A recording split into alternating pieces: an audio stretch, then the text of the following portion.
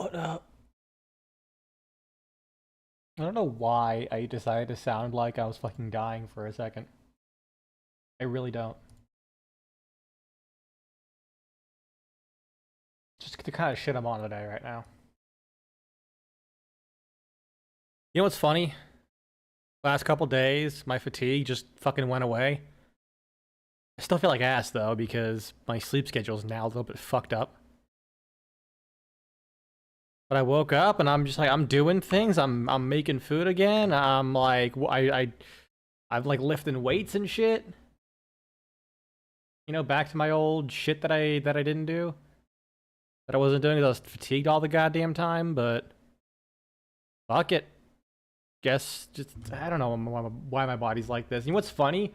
I still haven't been able to get the sleep evaluation done by my sleep doctor. I'm gonna call tomorrow and be like, hey, you put the fucking order in? What's taking so long? I literally recovered by the time it took you guys to get off your lazy goddamn asses. And the worst part of this, they'll probably have to do it just to see what the fuck's going on. Wait, why is it not playing music?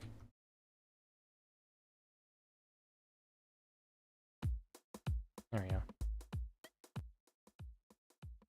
You know, every now and then, YouTube just decides to like throw something into the algorithm that makes me think, why? Why this of all things?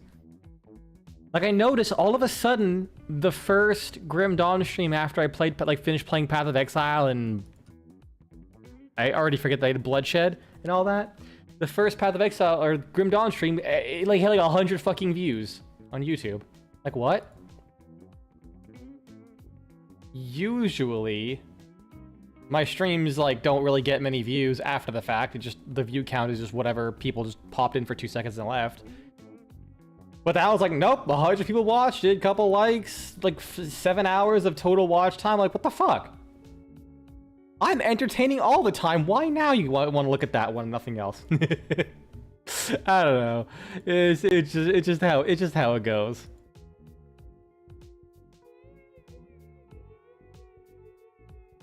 Just gonna give it a little bit of time, and then we'll start the grim dawning.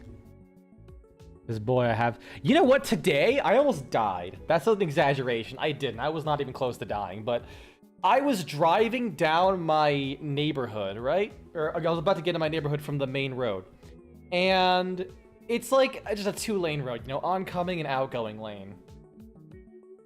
And you know, it's got the no passing, like double yellow strips, because our roads here, they're small, like, you know, they have like 2 lanes, they're not very big, but they have a big kind of skirt on the side for passing.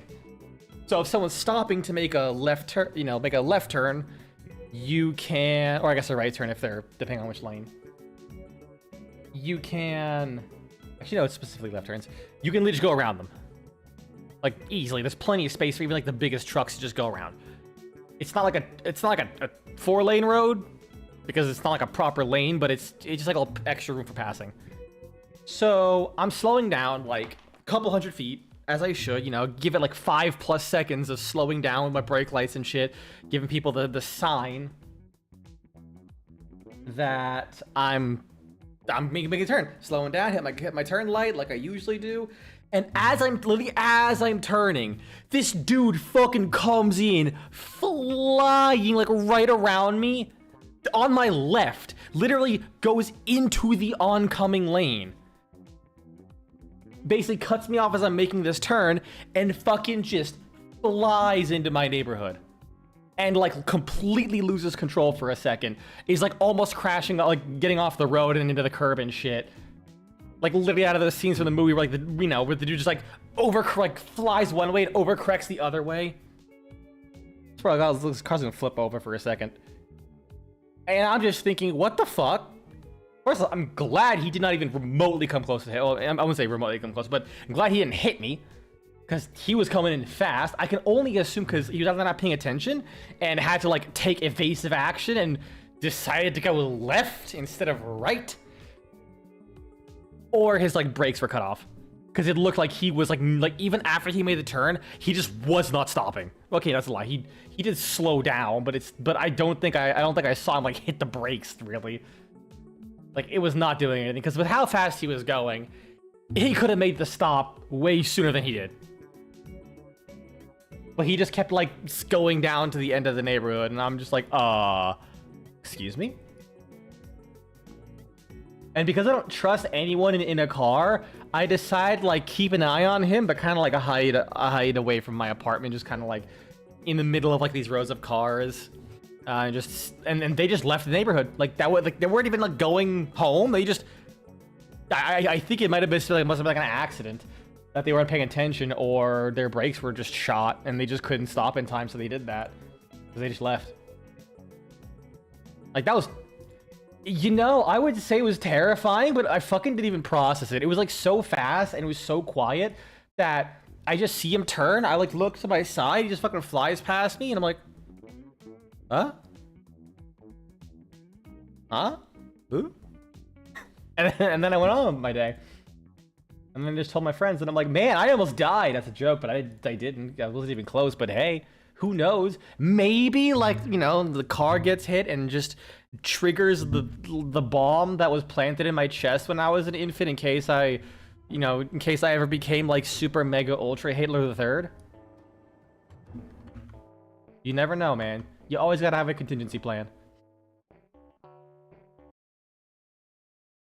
But that's where they're wrong. I'll become super mega ultra Hitler the Second. I probably shouldn't say that. I really shouldn't. Whatever. See anything you like? Come see what's left of my wares. All right, I gotta sell some shit. Come see. Oh fuck. Come see what's left of my wares. Why is the window capture open? I'm glad I didn't have anything wild active. Because I have been like getting on that like art posting grind. So I do have like Blue Sky and other places I have like my art posted on like open at all times, just like refresh and be like, hey, what's here? I closed them before the stream, thank god. Why are you okay? Why is game cap? There we go. It takes a second for game capture to work. Let's see, item in inventory, elemental damage, frostburn damage. Nah. All right, click. I've been playing some Terraria, so I'm gonna get my inventory keybinds really confused. The hell is this? This little icon. Drops and more. Oh, they added like a new thing. I now can't close it because it's. Oh, never mind. There you go. That's fucking weird. What about this? Damage, response to pets. You know, I'm gonna assume I looked through everything and I've already sold and kept whatever I wanted. Actually, the Crown of the Infernal Gems.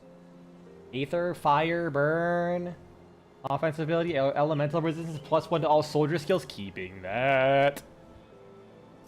Sell that, sell that, sell that. Grab some more spirit. Let's go like back and forth between spirit and physique. I think that'll help until I can level up soldier enough and get the thing that reduces my physique requirements. But yeah, it would be really unfortunate if. Because one of the places I do post the art to, because I do occasionally, well, I'll say occasionally. I'll get into that story later. I do occasionally post, like, furry-related content. But he's like, you know what, fuck it. Let's get the furry's attention. Post the fur affinity. So it'd been really unfortunate if I had that open, especially on the full screen. Gee, the front page of the recent submissions. Dear God, there's some vile shit there.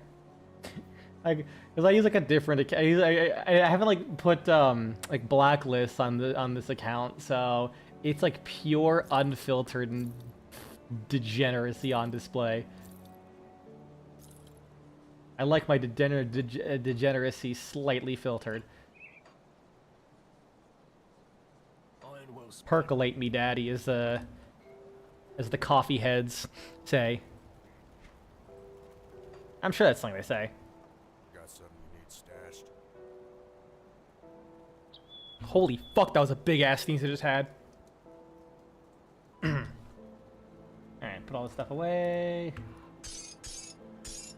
I hate how that stuff just does not automatically get put away. Like, come on. What is that? Like, is that not a material? Oh, I guess because it's not a component. It's a material, but it's not a component. Fuck off. That fucking glass breaking noise. I love that. Why? Why does it have to be like that? Why not like little like you know, like jink noise? Why is it gotta be the oh shit? Why has it gotta be like that? Wait, no, it's not a merchant. Man, I wish Blitz can just let me like zip and zoom Good price on what I've got left. all over the place. Rare metal. I think. Yeah, I think I had this previously. Yeah, fire damage, lightning damage. It's like, God, so much lightning resistance. Shit. Damn, Sean. Elemental damage converted to aether damage? Wait. That could be Pog? Like, if I convert everything to... Oh, well... Oh, no, it's probably not like Path of Exile. Where... Yeah, it's probably not like Path of Exile, where if you convert something, damage bonuses from everything along the chain also convert. Like in Path of Exile, if you have like physical converted to fire, you can then scale that fire damage with physical damage and fire damage, because it boosts the physical damage and then converts it to fire damage.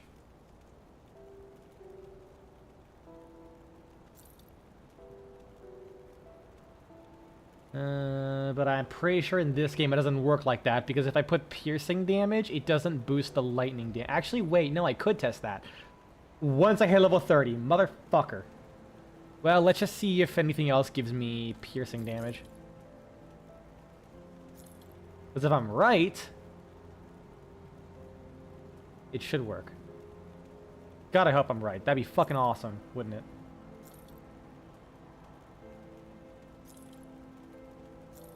What's this? Bleed damage, eh. Cold lightning, eh. What this? Bonus damage, nope.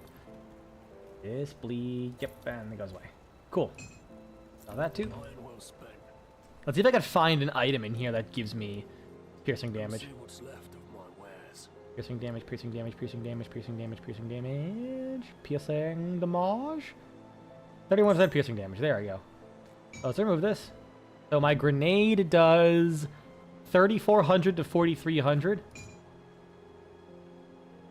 Now it does 3,400 to... Yeah, so piercing damage is not affected once it gets converted. And then if I were to equip this, it will go to 3,600. Wait, is that less?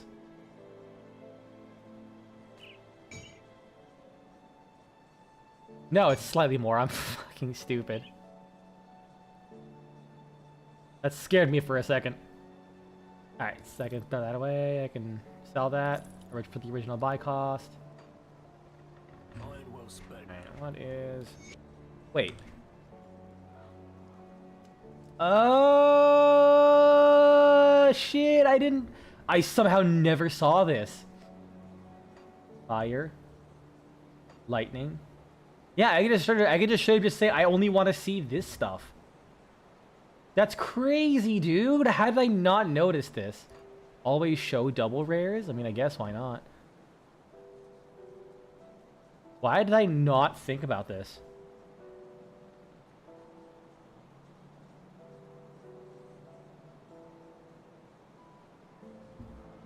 Let's see. Show items that increase. So I'm gonna assume if I... Let's go test this. Nope. Real quick.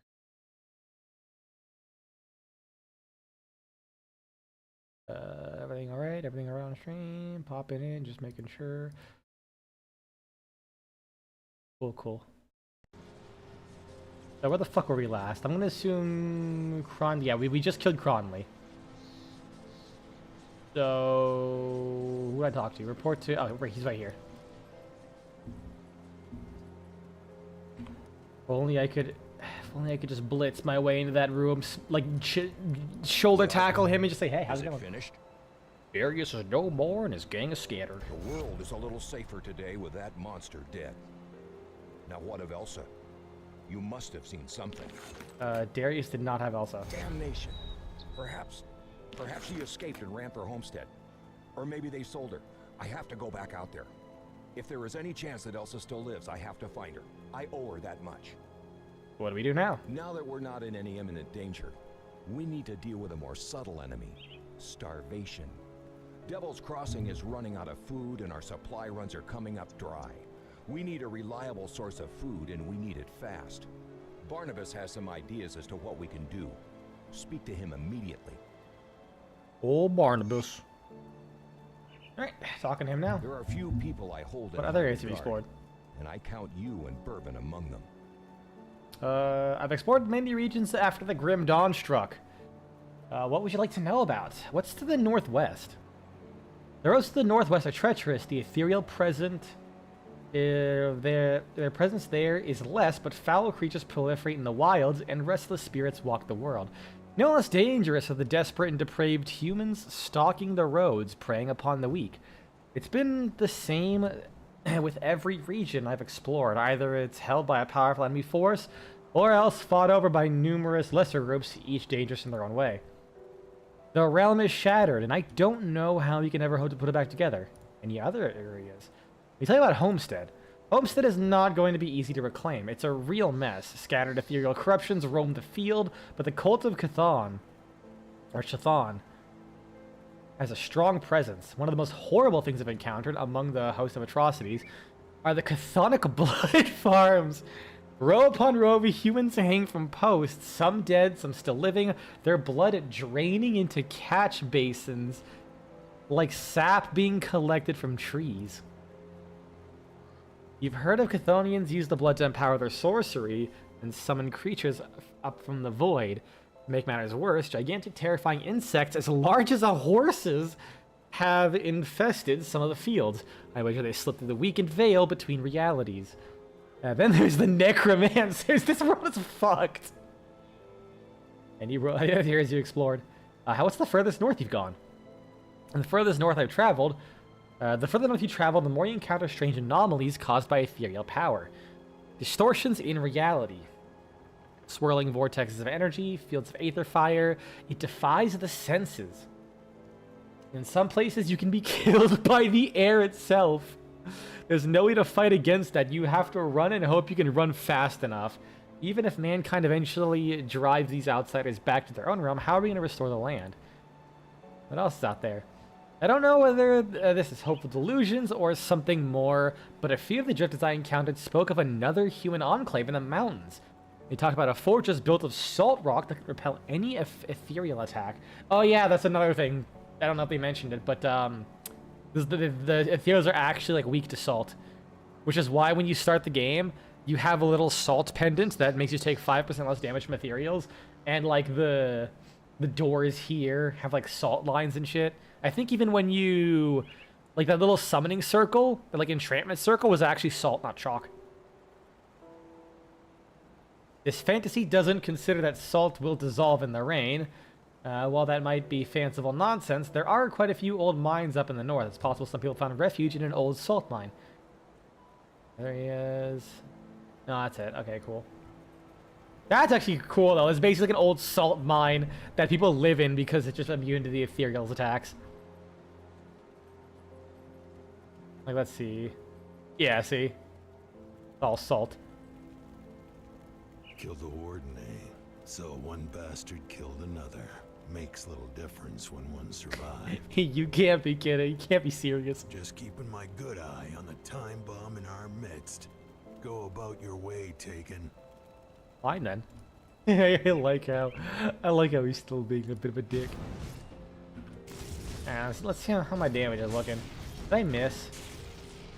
That's a good thing I don't think my bombs can miss. That is a juicy amount of damage I can deal. 4,800. I think. Wait. 4,474. So how am I doing more than that?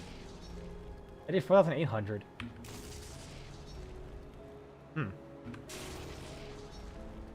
Wasn't a crit, I don't think. It might have been, actually. 4024. Oh, I have like a, I guess like a stacking buff or something? Oh, yeah, it must be like a buff. Yeah, it must be some kind of like occasional buff. Come, friend.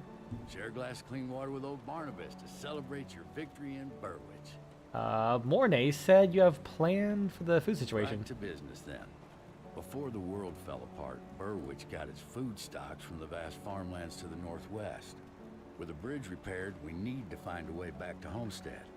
The journey will take you far to the northwest, and I haven't a clue what's out there. Start by following the road out into the Arcovian foothills, all the way through Old Arcovia. With luck, the old coastal bridge near Twin Falls still stands. If that's not an option, you'll have to look for Smuggler's Pass. It's an old smuggling route that ran through the Broken Hills. It should connect to Homestead. We must find out whether the farmlands can still support us, or if the Grim Dawn claimed them as it did Burwich. What can I expect out of there? Nobody's been as far north as Homestead in months, so I can only imagine what sort of horrors have crawled out of the mountain crags following the Grim Dawn. Stay sharp out there. I will. Alright. So, I'm going to that place. Speak to Steven Skinner in Devil's Crossing. Who's that? Not this guy, is it? Oh. Ah, there you are. Come, we have an errand you must perform immediately. Excuse me? Yes, at once. Do not tarry. There are experiments to be run, and Darlet and I require explosive materials immediately. No time for questions. These magical artifacts aren't going to break themselves down, now are they? Actually, still here. Explosives? Head to the mines around the Arcovian foothills and... Sure. Well, good thing I have a bunch of dynamite on me anyways. Actually, are they going to start selling dynamite? No, scrap. I think a bit later in the game they start selling dynamite. Maybe. Got something you need stashed? Control clear, control click. I'll keep an eye out. Ooh, Stevens. Oh, this guy. I'd like to thank you for talking me out of committing the biggest mistake of my life. We were struggling to survive, and I got desperate. My family deserves better. Thank you for showing me that a hope will still remain in this bleak world. I'd like you to have this. Small token of our appreciation. Hope it serves you well.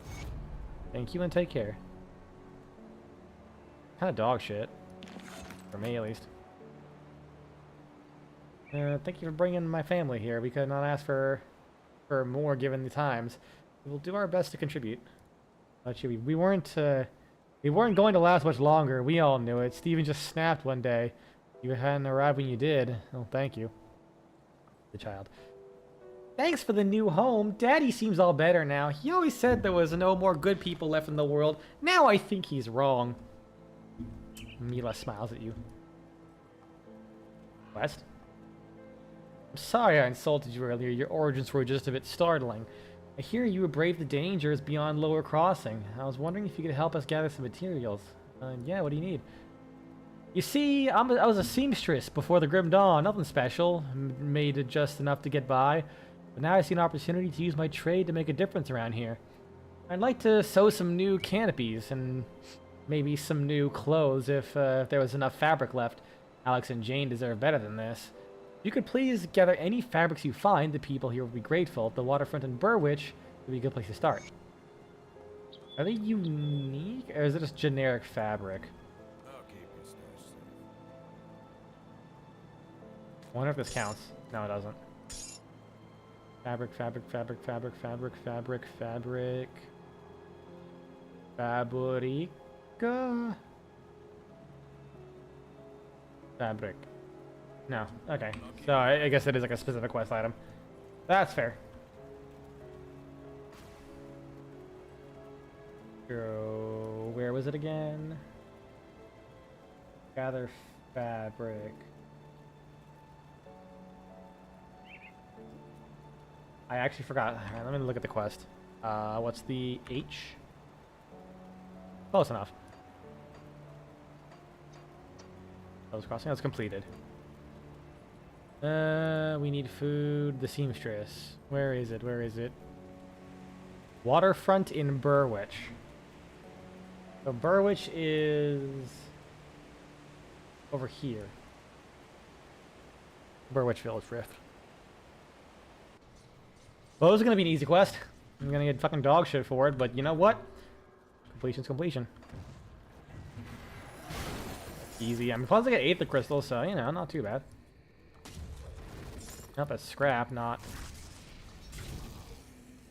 Oh, wait, I could just walk around and let everyone just fucking kill themselves on me.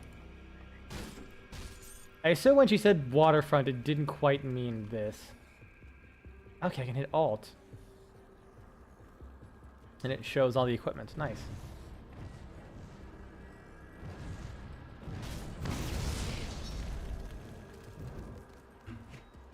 What I'm going to do is see if a weapon drops and see if when I filter it, things change. Like, this is just how the filter works. So it should be along the water, like just some building along the water, right? I wonder if it's over there, because I just haven't discovered that little spot yet.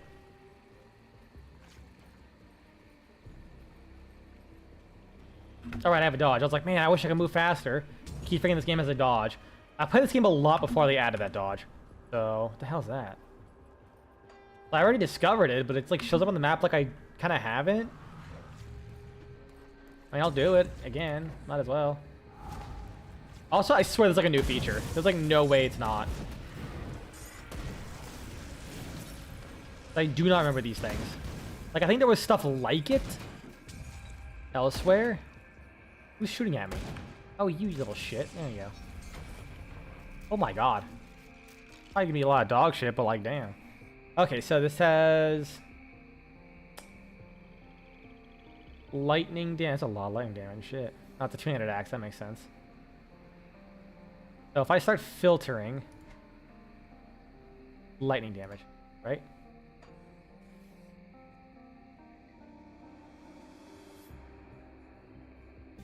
I move this off to the sides. What if I move down a little bit so I can see the item appear? Okay, yeah, so just so any weapon that doesn't have... Oh, but it also filters things that don't have the damage at all, like any damage. Because these are boots. And yet, if I do fire, lightning, but also smart enough to keep elemental damage. So I appreciate that. I guess just my masteries.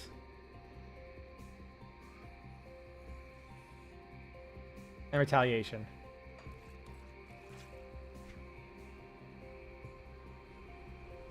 Alright. Yeah, it should be good, because all I'm doing is... I mean, I guess piercing damage, too? Nah. Yeah, it's not really a whole lot. Shadow's Gasp. Although I think it's going to filter out blue items, which means I can't sell them. Okay, yeah. Oh, yeah. You're right. So because none of... Oh, no, it doesn't. Okay, so blue stuff always gets shown. Cool, cool.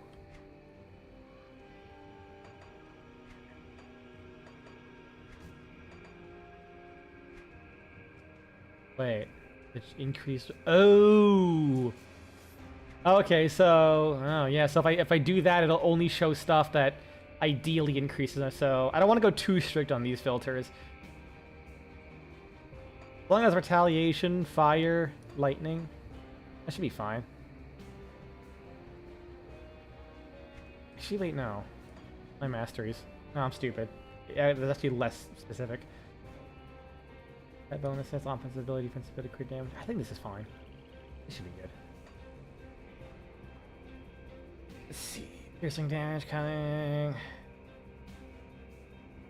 Why is that being shown, though? I'm confused. Because that's not either of my masteries. It doesn't have retaliation damage. Oh, I'm stupid because blues don't disappear. Fuck. I just went over that. What is it like? Oh, it's that thing. The mutiny. Yeah, nothing. Oh, that's a cool looking gun though. Band of Black Ice. Cold damage, frostburn. Relic Sanctuary. Minus physique for armor. Pierce resistance. For 1 second stun and... Ooh, what's Sanctuary do? 25% chance of activating. 15% cooldown. And absorbs 2,000 damage? Oh, it's only physical. But physical damage is like a lot of things do physical damage. Wait, it's actually kind of bussin' though. What's Calamity? 2-second recharge. 5% damage of attack. A burst of searing brimstone erupts from you. I mean, it's like 5%. It's not a whole lot. Whereas this... Yeah, it's like... Alright, yeah. I could make that, maybe.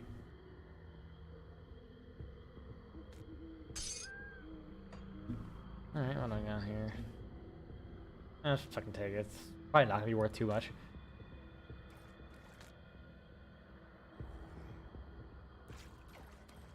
And that'll also help my inventory from not filling up as much. Thank God. That skill's not ready. Hit me. Get fucked, lol. Oh, he stunned himself. What a nerd. And he blew himself up. Whoa, what a double nerd.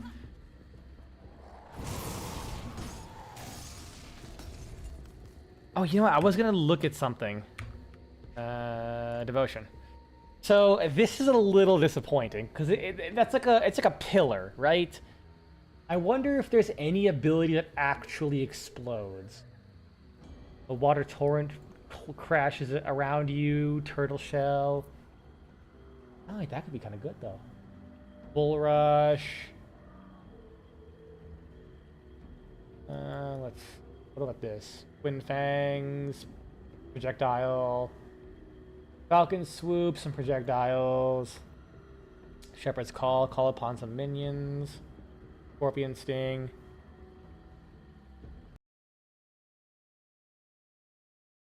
Goodbye. AI viewers. AI, these nuts. I don't know what's going on with that. Targo's hammer. Wait, retaliation? Armor. Germ. You having a stroke? Quick time, how many fingers am I holding up? Ah, shit, he's too late, he's dead. I hope I had a webcam. But I refuse. I actually had a bit planned. I might still do it. Like a really convoluted, like live like not to say improv, but like a live bit that would take a lot of fucking effort to do. But I'm still tempted to do it. Where I like, it was basically like making fun of like people who have webcams because it's like the streamer meta, even if they're like super fucking like deadpan 90% of the time. The bit was like, I was gonna... if you know this, I would be impressed. What's it even chance on block? Interesting. For what? Chance to pass through enemies? Huh? Main hand damage, retaliation damage. Interesting. Maybe?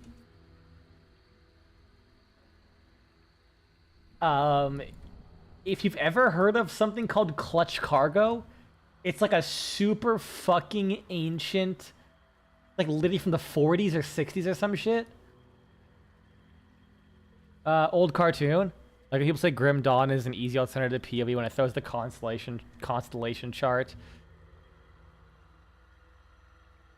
Yeah. You're not that old. You don't have to be old. I know of clutch cargo and I'm only 76. I'm not that old. I'm 75. No, I'm not. But yeah, like so the reason you know it is because it kind of looks fucked up a little bit. Is there nothing that like adds an explosion? That's all disappointing. Maybe this one. That might be it. Doesn't ring a bell though. Yeah, basically it was like a super old cartoon where like the gimmick behind it is Chance one hit. I guess it's kind of like the best one I got to like run the things that explode. I'll have to look at it later. Yeah, erupts in flames from your blows, but it's also like, you know, duration based. Shame. So the wait, fissure. Duration based, maybe that could work though.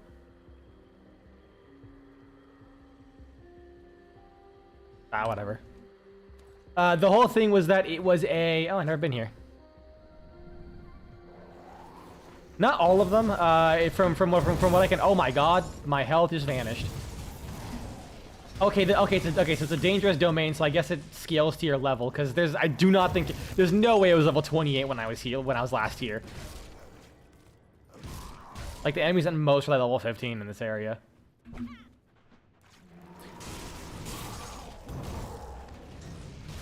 Wait, if it wasn't for Menhir's Will, I actually would have died, because I noticed they went on cooldown. Shit, I actually would have gotten obliterated in half a second. But yeah, it looks like it's just the ones that have like the red stars that have a trigger effect. Is what I'm noticing. More ashes.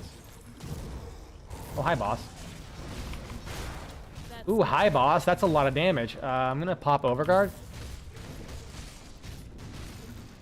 Have to double check. Yeah, because that's what I was looking at a second ago. Oh my god, my health regen. What the fuck?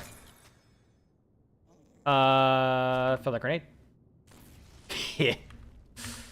God, I keep hitting every wrong button. Yeah, so like this one doesn't have a trigger effect, but this one does. That's a trigger effect. This one doesn't. But then this one does. That's a trigger effect. But this one doesn't.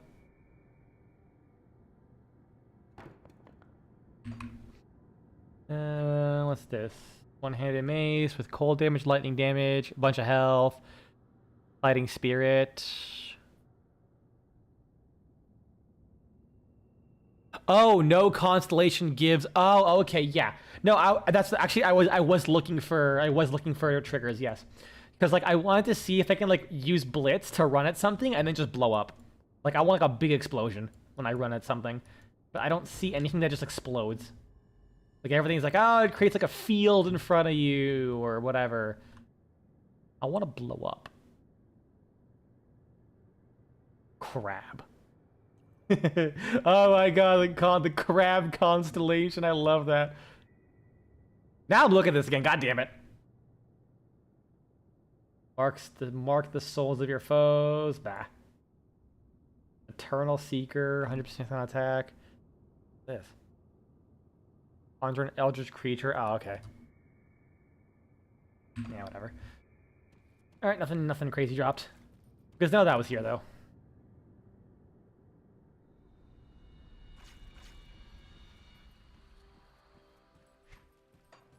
Gotta be around here. This seems like a place where I get fabric from. Now I will slowly mine the fabric by throwing explosives at everything. I say mine the fabric. What the fuck? Just run out of a stack of fabric and just keep fisting it until it just drops. Ooh, fabric. Alright, I got all my quest items. Can't do that yet.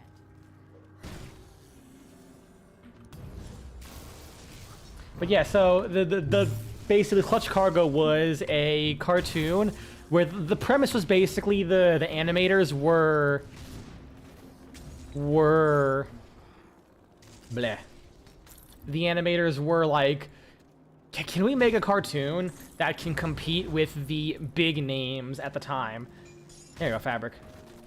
Because like the main cost was that was prohibitive was talent, hiring talent to make really expensive animations. So what Clutch Cargo did is that they were focused. They were basically like calling them animatics would be a disservice to animatics. They were basically slideshows attached to audio dramas where you would have maybe one frame every what would it be, 5 seconds, if that, and all the characters would be talking and shit like that. But what they did with the animating of the talking is at the time what they called synchrovox.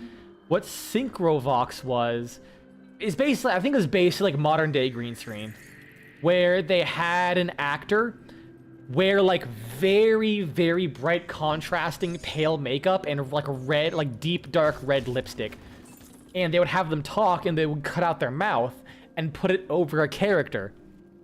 So like if you ever like, you know, if you ever seen like that, like a bit in SpongeBob where it zooms in on SpongeBob's face and the whole screen is animated, but then there's just like human lips talking, that's basically what that whole show was. Except it was not zoomed in, that's just what everyone looked like. And I'm gonna be honest, I watched some of it because it looked so uncanny, I had to look at it. It's not bad. The stories were fine. Like, they genuinely were, and looking at it is absolutely uncanny. You know what? I'll, like, play 5 seconds of a fucking Clutch Cargo. Clutch Cargo. The only, like, short clip I can find is the most racist thing ever. Just to put it into perspective, the title literally says Eskimo. Shit, I clicked on it. Let's just think of a random... It was the 50s. Okay, here we go. Full screen this, window capture. Close with me, Spinner, so we won't get separated. Clutch! Looky! Death to trespassers. Wow! Are they gonna... Wrong. Chubb Perkins will never... they didn't want to do the Synchrovox for this bit, apparently. All the more reason They really didn't. Maybe so. I spotted Wait, left there we go. disappearing is bad. Sign. We gotta hurry. Chubb Perkins disappearing is bad enough as it is. But his daughter Mary left on the jungle plantation alone makes me shudder. It looks fucking wild, but I'm gonna be honest, I kinda like it.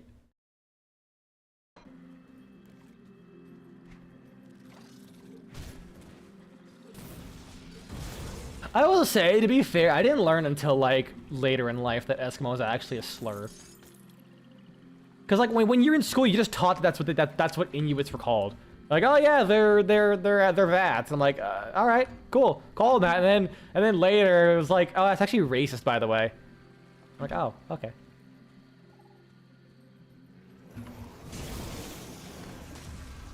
I don't know how. I guess calling one race. I don't have all 3 cloths. I do. Cool.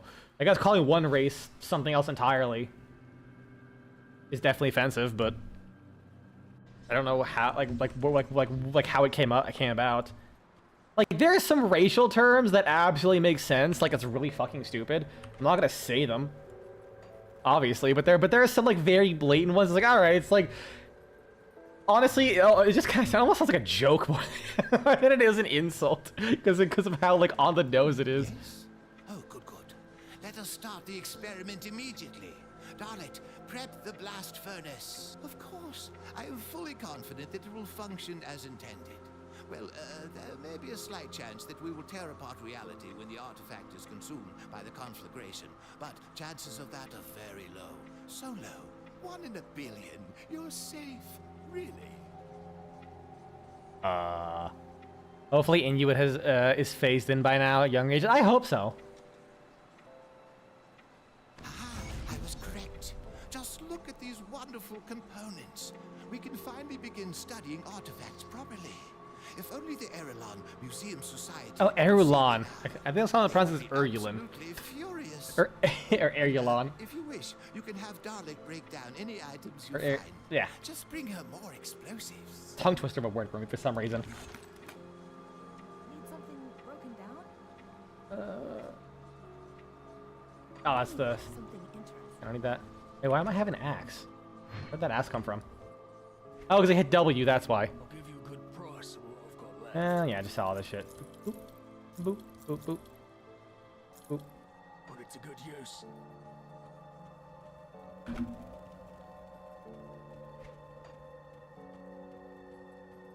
I still got, if I recall, that's the break item or break enchant and NPC unlock. Maybe? I rarely use that NPC, so I couldn't tell you. Fortified doublet. Great, this is more than enough. I also do love how like some things change when you do certain quests. It means nothing in the grand scheme of things, but like I do like how they add like a little bit of extra. Sometimes your choices do affect things. It's minor, but it, you know, it's like, oh, like I saved that guy. Now he's, yeah, okay, just dismantle. Gotcha. Allows you to break unwanted items down to their components, which can then be used for crafting. Be safe out Yeah, aesthetic absolutely matters.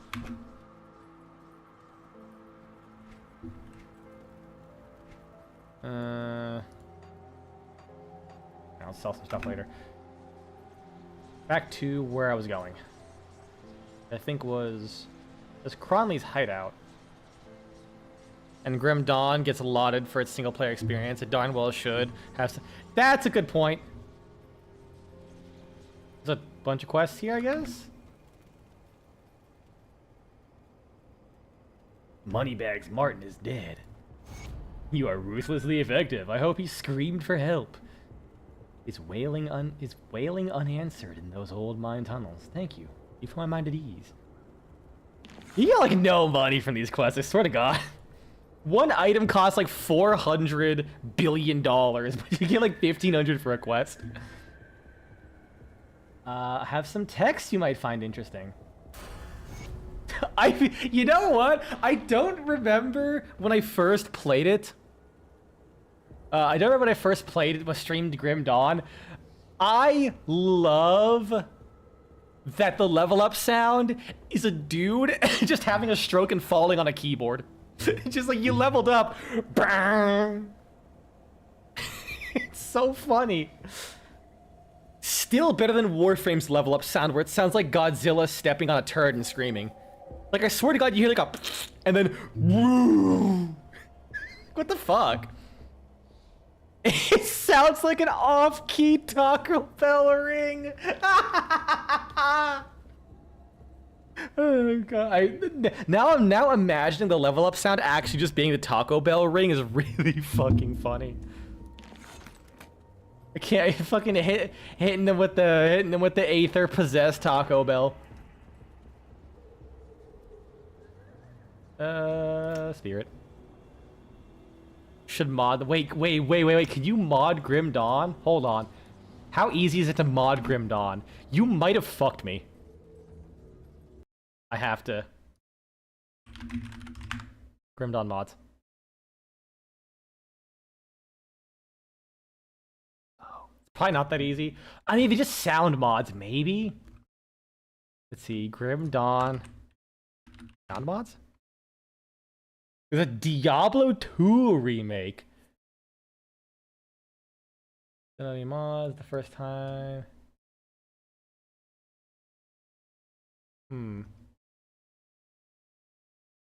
Did someone just say aesthetics and game feel are not Grim Dawn's strong suit? What the fuck? Like, okay, some attacks, yes, I can agree with that. Like the Inquisitor having like his mark just be like, and then enemy just die. That's a bit disappointing for sure. But like, I don't know, man. Every time I play Grim Dawn, I feel like a baller. What the fuck? This is what I get for going on to Reddit. Mod resound. Wait, hold on.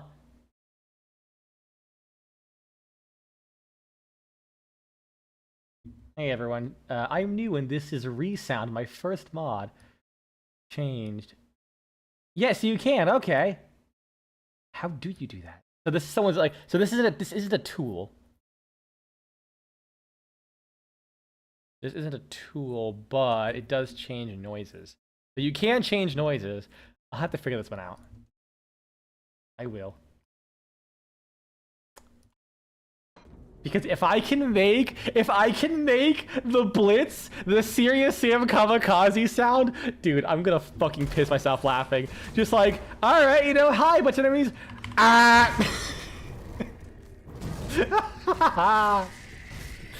Dude. Like, it'd be funny if I change absolutely no noises, but that one. Oh, that'd be great. I like how their body was flying.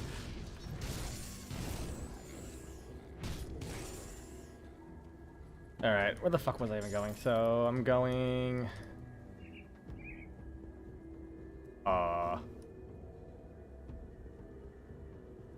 Where to? Oh, does Cronley's hideout have, like, an exit somewhere? Oh, no, up there, that way. Right? No, that's Devil's Crossing. Oh, because the map is rotated. In my opinion, the weaker elements of Grim Dawn are the attack and spell sound effects and particle effects. UI is fine. Yeah, that's fair. At least for me, I don't know. I like a lot of what skills I've played. They definitely do feel pretty good. But I'm also using giant explosions. Like, I guess it's not like the beefiest thing, but it's fine. I like it. Like, this is a genre where the defining game has some of the best ambience in the game. That is also true. Like, I can make jokes about every ARPG just being Diablo 2, but at the same time, you know, I get it. Like, it's a very good game. Although to be fair, I usually end up prefacing it's either Diablo or Titan's Quest. Okay, I had to continue going from there, and then I could get on out of here. Oh yeah, absolutely. Like I think when I did my Victor Vran video, I said every ARPG is either like a clone of Titan's Quest or Diablo, which is mostly just which honestly I think I said that mostly just because Grim Dawn exists. I don't think there's many Titan's Quest likes. I guess I'll put 3 points into that. Ooh, wait, that sounds a little bit out there though. 5 points. There we go. Give me like 100 extra HP. Yeah, it's fine. I definitely gotta go back to Titan's Quest as well. I played a little bit Titan's Quest. I never really beat it, actually. Like, I liked it after playing Grim Dawn, but I just kind of ended up not finishing it. And I definitely want to, because I heard the Titan's Quest 2 that came out was actually pretty good. What if there was a game that was Titan's Quest and Diablo 2, and maybe make it Grim? I don't know, maybe something to do. Maybe something that comes up after the dark. Grim After Dark or something. Grim, honestly, Grim Morning I think would be better. Cause it's like you know, when it's dark outside, you just get really eepy and you just want to go to sleep, you know, have a nice hot chocolate by the fireplace. But in the morning, you have to deal with like the crushing reality that you know, you still have to wake up in this mundane society that tries to hold you financially hostage for its own game.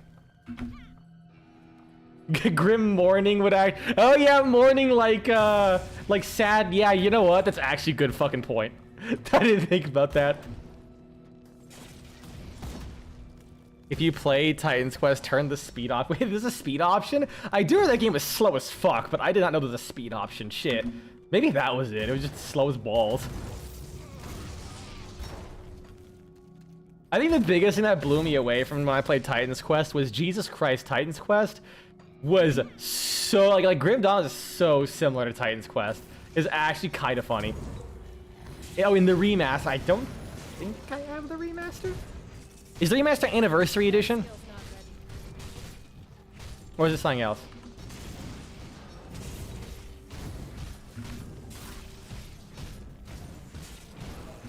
And okay, Anniversary Edition. Okay, then yeah, I do own that. Aether damage, elemental damage converted to aether damage. No.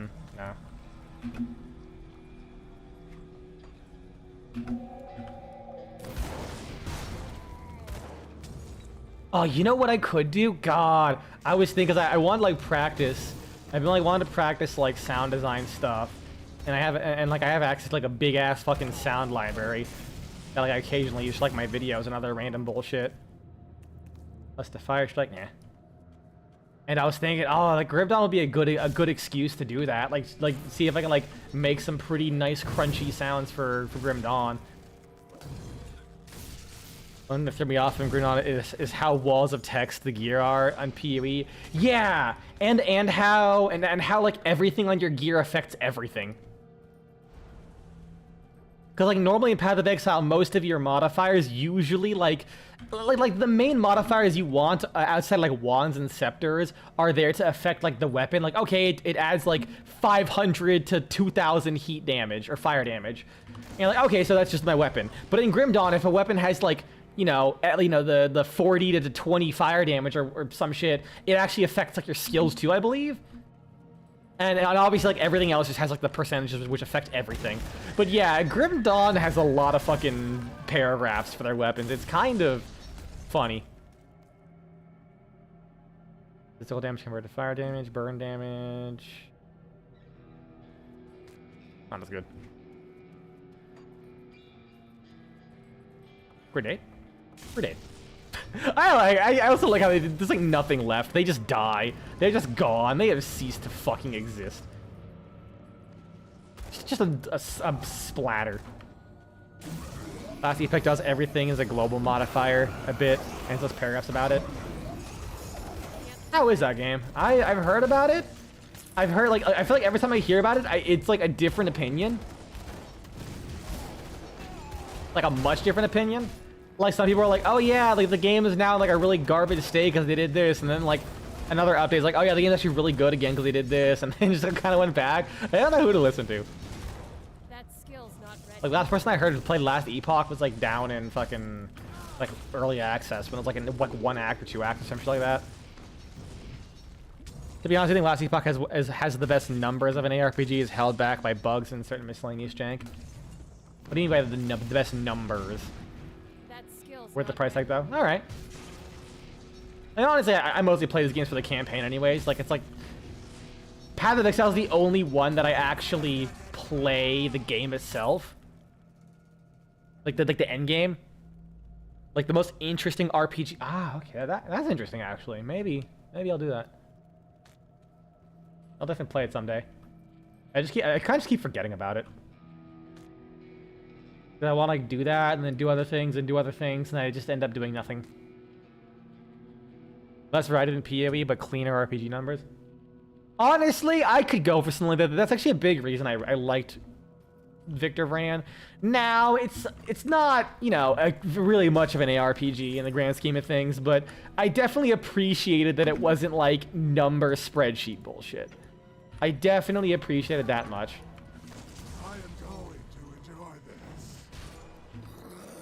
Okay, why did that voice kind of sound like the chaotic good barbarian from fucking I forget what the YouTube channel was. I am going to enjoy this.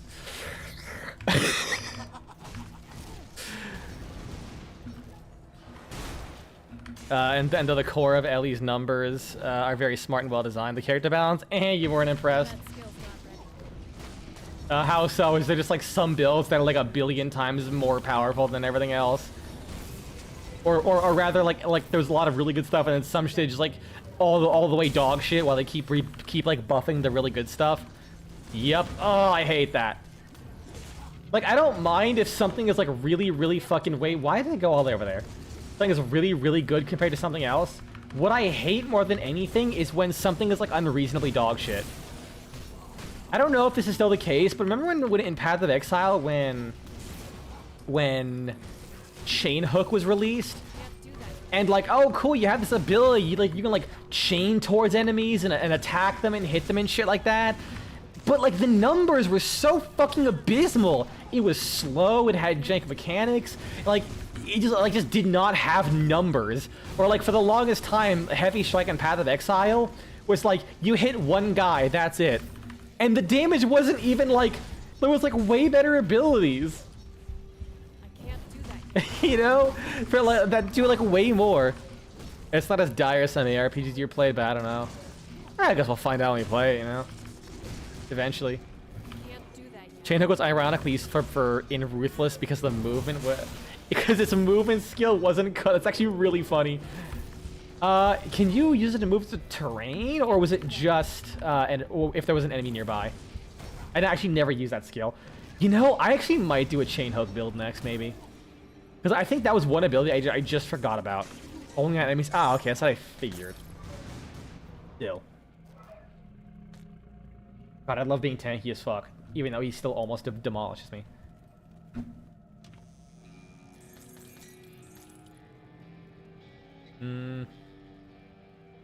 Pursuit of Warcry. Do I have that? I think I do. Warcry's like all over here, yeah.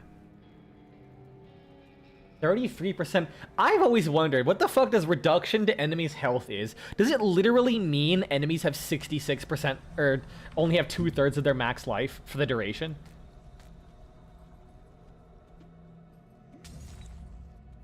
People have made builds with Chain Hook, which is like, sure, it's worse than others, but the viability is something respected about PoE. Probably. Okay, I like how you're not even sure. That makes me feel better. But I mean, I know definitely from the start, Chain Hook was like really bad. Like the only people I saw who like ever actually made a Chain Hook build. Wait, is my Python like barely doing anything? Kinda. Where's the burn damage come in then?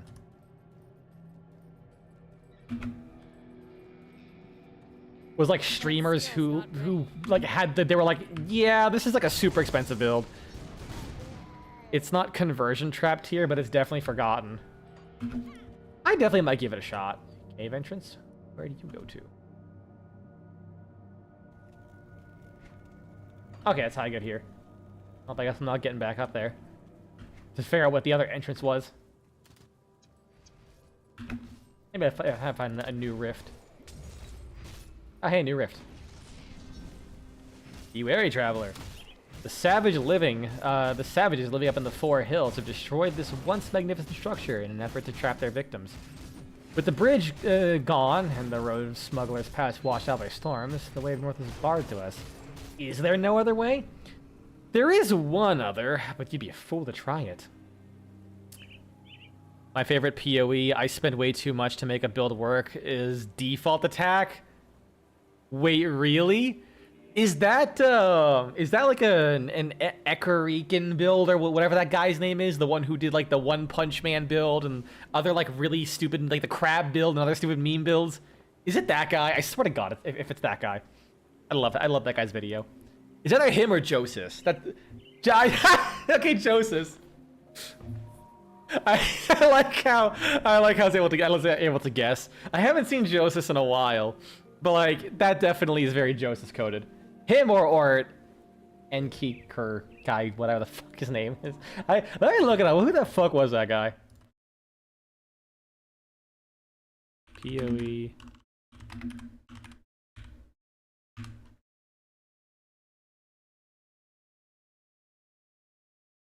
Crab build. I don't know. I'm sure I'll find him if I just like type in random bullshit. Ew, AI generated thumbnails.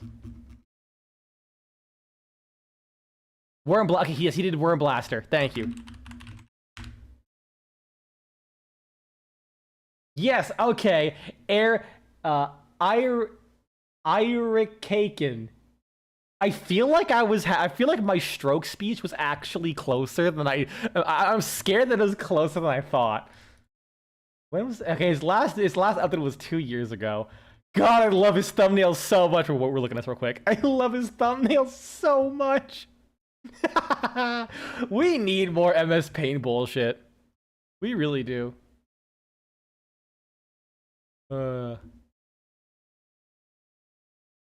You know, I'm gonna look it up. What's Joseph done? What's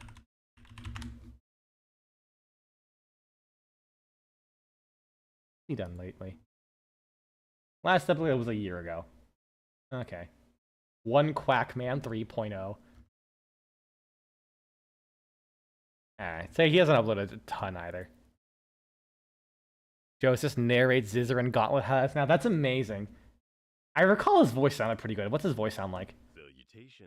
Okay, yeah, I just came. Yeah, that makes sense. Alright, I'll also be right back. I'm gonna prep a drink real quick.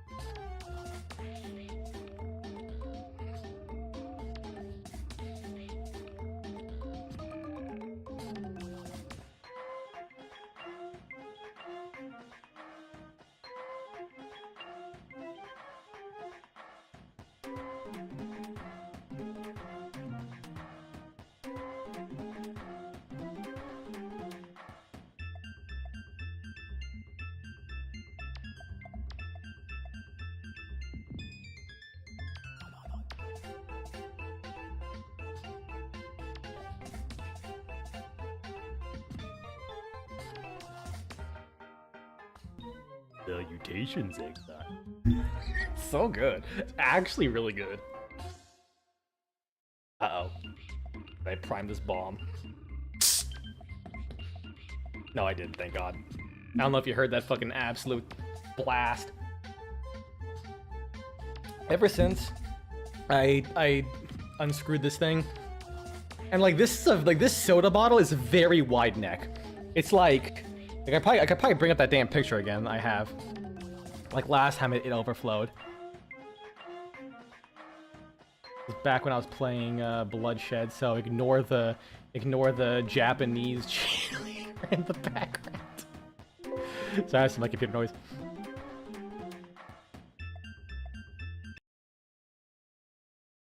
But like it's a very wide neck bottle, and the fact that enough air moved through this thing to like basically turn this into a mini volcano. Oh god, no. Fit to screen. Turn it into like a fucking mini volcano was like terrifying. You know what? While I'm here, I'll show one other thing.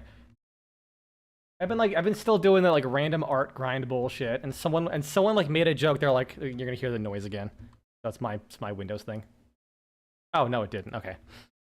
And someone like posted a Skyrim mod. That was a skeleton. It was basically like a race of skeletons that had like a little crystal in a chest. They made a joke where they were like, "Hey, you should draw this." And I said, "Sure, why the fuck not?" This took me 8 fucking hours. And like most of the way through, I was like, "This sucks. I hate this.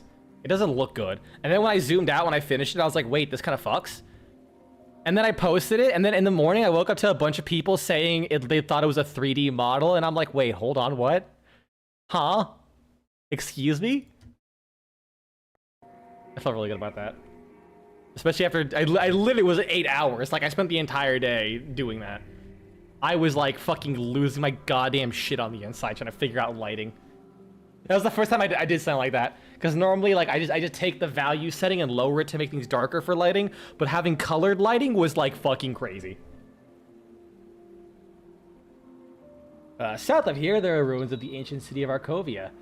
There's a passage there, through the Arkovian Undercity, that leads into the Broken Hills. You would be wise to turn back. That is the realm of the Cursed Dead. The Cursed Dead? Yes, the remains of Arkovia's cursed people. The tale's a tragic one. None could tell better than Mkala back in the camp. Thanks for the warning. I'm sure I'll be fine. Right, let's see what the fuck is over there.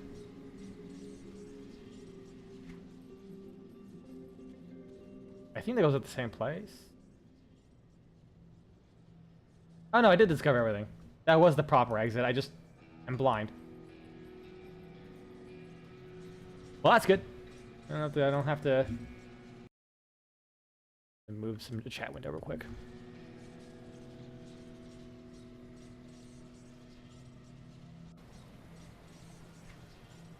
I was worried.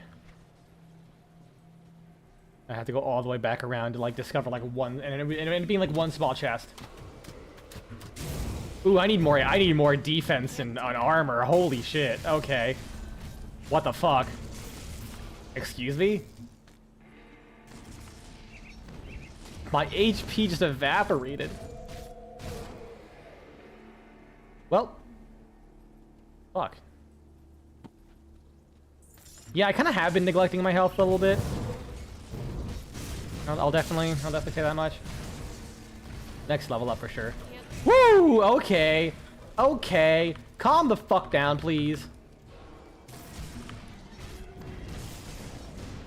God, Menhir's Will is actually clutch. I'm glad I maxed that shit out. It is disgusting how much of a lifesaver that is. And the cooldown's not even that long. It's like 15 seconds. And it usually lets me live long enough to see that cooldown. Like that with like Overguard. It's like Menhir's Will pops that pop Overguard, and that lasts 10 seconds. And then Menhir's Will go off again. Low-key, I think one of my favorite features of Grim Dawn is being able to just do this. I never use it, but it just... Also how close you can zoom in. And how far out you can zoom out. Like, Path of Exile just... It feels like you can't get close enough to really get a good look at stuff. And, like, it's also... It does not go out far enough. That makes me feel like I'm... Like, going from Grim Dawn to Path of Exile genuinely felt claustrophobic for a bit. Until I got used to it again. It was kind of crazy. Can't do that yet. Oh, I think when we're talking about Path of Exile, there was another... Oh, hi. Can't do that yet. Yeah, Pee-wee is so goddamn zoomed in. Would be really nice if like, at one point with, like, their engine updates, they allow us to zoom out a little bit more. Like, it feels like one thing that's, like, a little bit overdue. Pee-wee people were complaining about Pee-wee 2 being zoomed in, and I was like, my sweet summer child.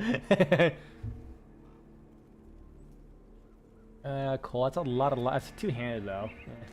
Bone Shard Lacerator. I mean, that sounds fucking rad, though.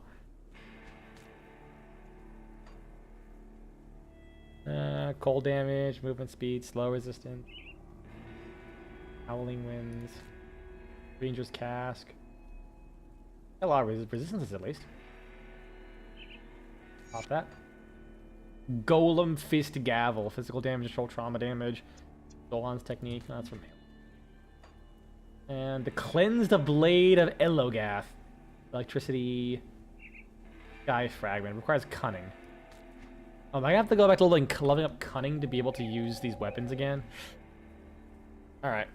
That's a new one. This time YouTube told me you started streaming, but only an hour? Wow. That blows.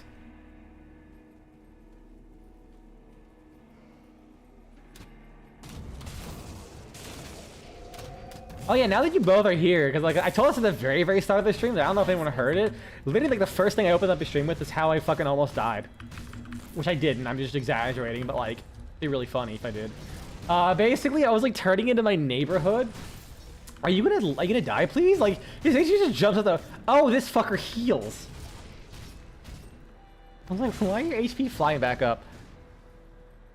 Like, basically what happened is I outside of my neighborhood is like on like the main state road street kind of thing, it's like a small 2-lane road.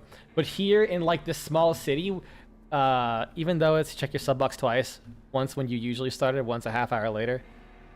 Oh yeah, I kind of did start like at like 12:50, 12:55 or something, like 5 minutes before, not like 15 minutes before 1 o'clock like I usually do. And the reason was I might have been leveling. I might have been leveling the Jupiter in Warframe because I really wanted to see if I can make that like good, and the answer is yes.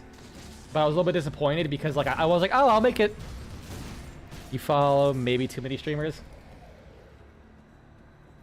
I can imagine that being an issue. Like honestly, I follow 2 streamers usually, and even then, that's like near 100% uptime. Like 2 or 3 streamers, and I always have something to watch. Greetings. You do not know me, but I've heard of you. I am Balovoruk of the Order of Death's Vigil. Your exploits lead me to believe that you may just be that you may just be who I need for my assignment. Assignment? So my character is just Solid Snake. Ethereals? Bourbon.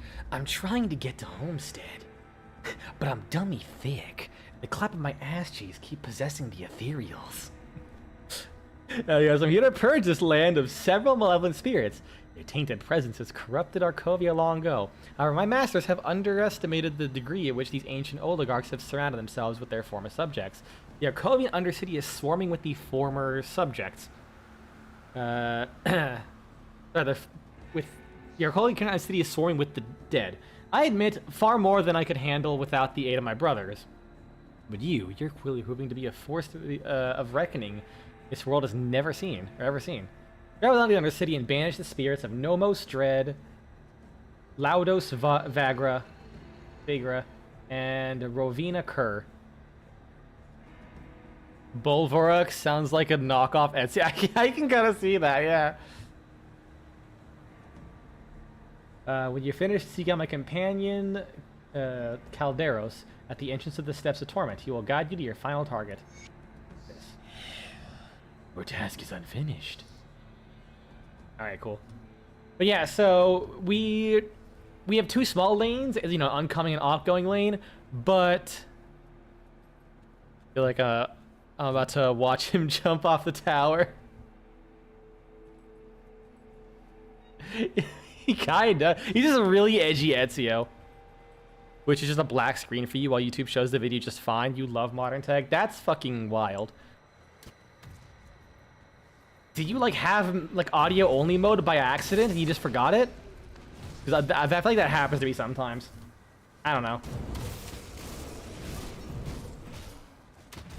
But yeah, so it's an oncoming and offgoing lane. But here in this small town, our roads have like a pretty good margin specifically for passing. Like we pretty much like have like a half passing lane for people who want to make left turns in the middle of this road. And I am slowing down like, you know, a couple hundred feet from my thing like I should be, you know, give like a good 5-second heads up that I'm slowly slowing down, put my turn signal on and shit. And then this motherfucker, as I'm turning, I just see him go, just like fucking just to my left into the oncoming lane and makes a left into like the neighborhood I was gonna do. The only thing I could assume, because he didn't like slam his horn or anything like he was getting impatient at me for or whatever. He just fucking went for it and completely lost control of his car and almost like ran into a tree. So I'm gonna assume he wasn't paying attention or like his brake like malfunctioned and he couldn't stop. Because I also kept an eye on him to make sure like he wasn't just like a drunk asshole and get out of his car and beat the fuck out of me. But I kept my distance and like kept an eye on him and he just like went to the end of the neighborhood, slowly, like he didn't even hit the brakes to slow down or anything. He just kind of slowly got to the end, stopped, did a U-turn and left. I was like, what the fuck? Thankfully, he didn't hit me. And he didn't seem to take any damage either, so all is well that ends all. But what the fuck? That was like, I think that was scary, but I didn't even notice. Changing your resolution fixed it. Yeah, sure, that works, whatever. I was like, hey, I have resolution settings. Sometimes Twitch is really fucky about that. From what I hear, like, if you're not an affiliate, it's like a 5% chance on any given stream that you'll have the option to change resolutions. I think it's why I stream at 720p specifically because of that. Because I know my friend Ben, his internet's not good enough to handle 1080p, so I do it specifically for him.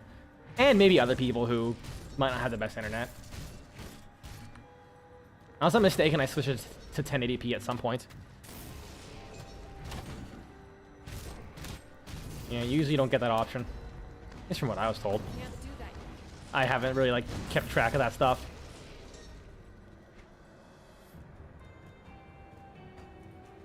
Yeah, I mean the videos when I upload them, I scale them to 1080p and they look fine still, so it's not really too big of a deal.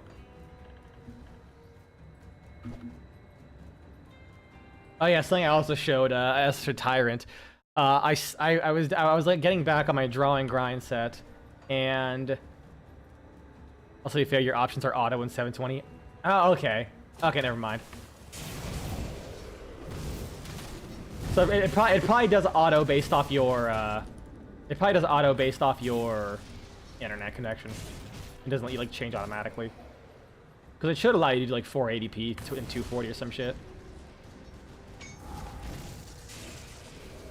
Alright, so I guess I was right. It still doesn't give it to me too often. Can't do that.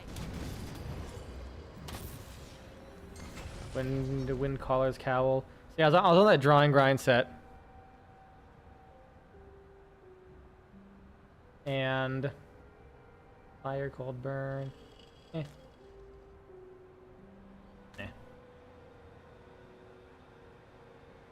You gotta wonder who watches streams at 1080p when like a lot of monitors are still that max resolution.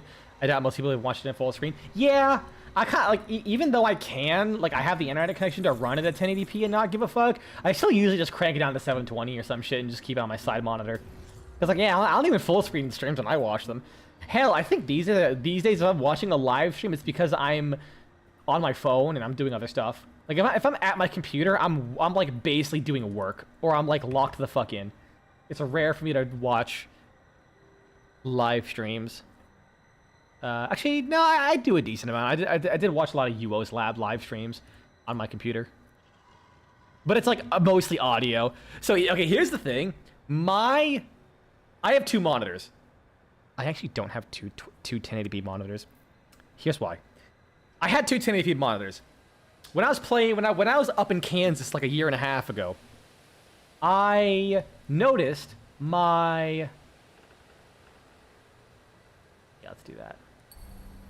I noticed my monitor like just didn't turn on one day. I'm like, excuse me? Why no turn on? And I kept fiddling around with it, and I eventually got it to work. I'm like, okay, cool. Thank God. I thought I had to buy a new monitor. Later that day, I sat on my desk, sat down, put my hands on my keyboard. The monitor slid off my desk, hit a glass bottle right on the top, and it cracked the monitor, and it stopped working. I was like, come the fuck on, dude. Really? So I was rocking. So until I moved here, I actually was only rocking 1 monitor.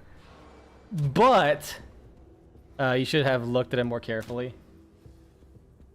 Maybe fuck off. Shut the fuck up. Here's the thing, like, the desk I have, it's a collapsible desk I was using when I was travel nursing. Both my monitors are, like, basically the little lip that the monitors stand on is pretty much the exact size of the monitor stand. So it's definitely a bit narrow. And I think at that time, the one of the screws that was holding the stand got a little loose, so it was tilted forward. So yeah, it was definitely my fault, but fuck it. It is what it is. So I had 2 monitors, technically.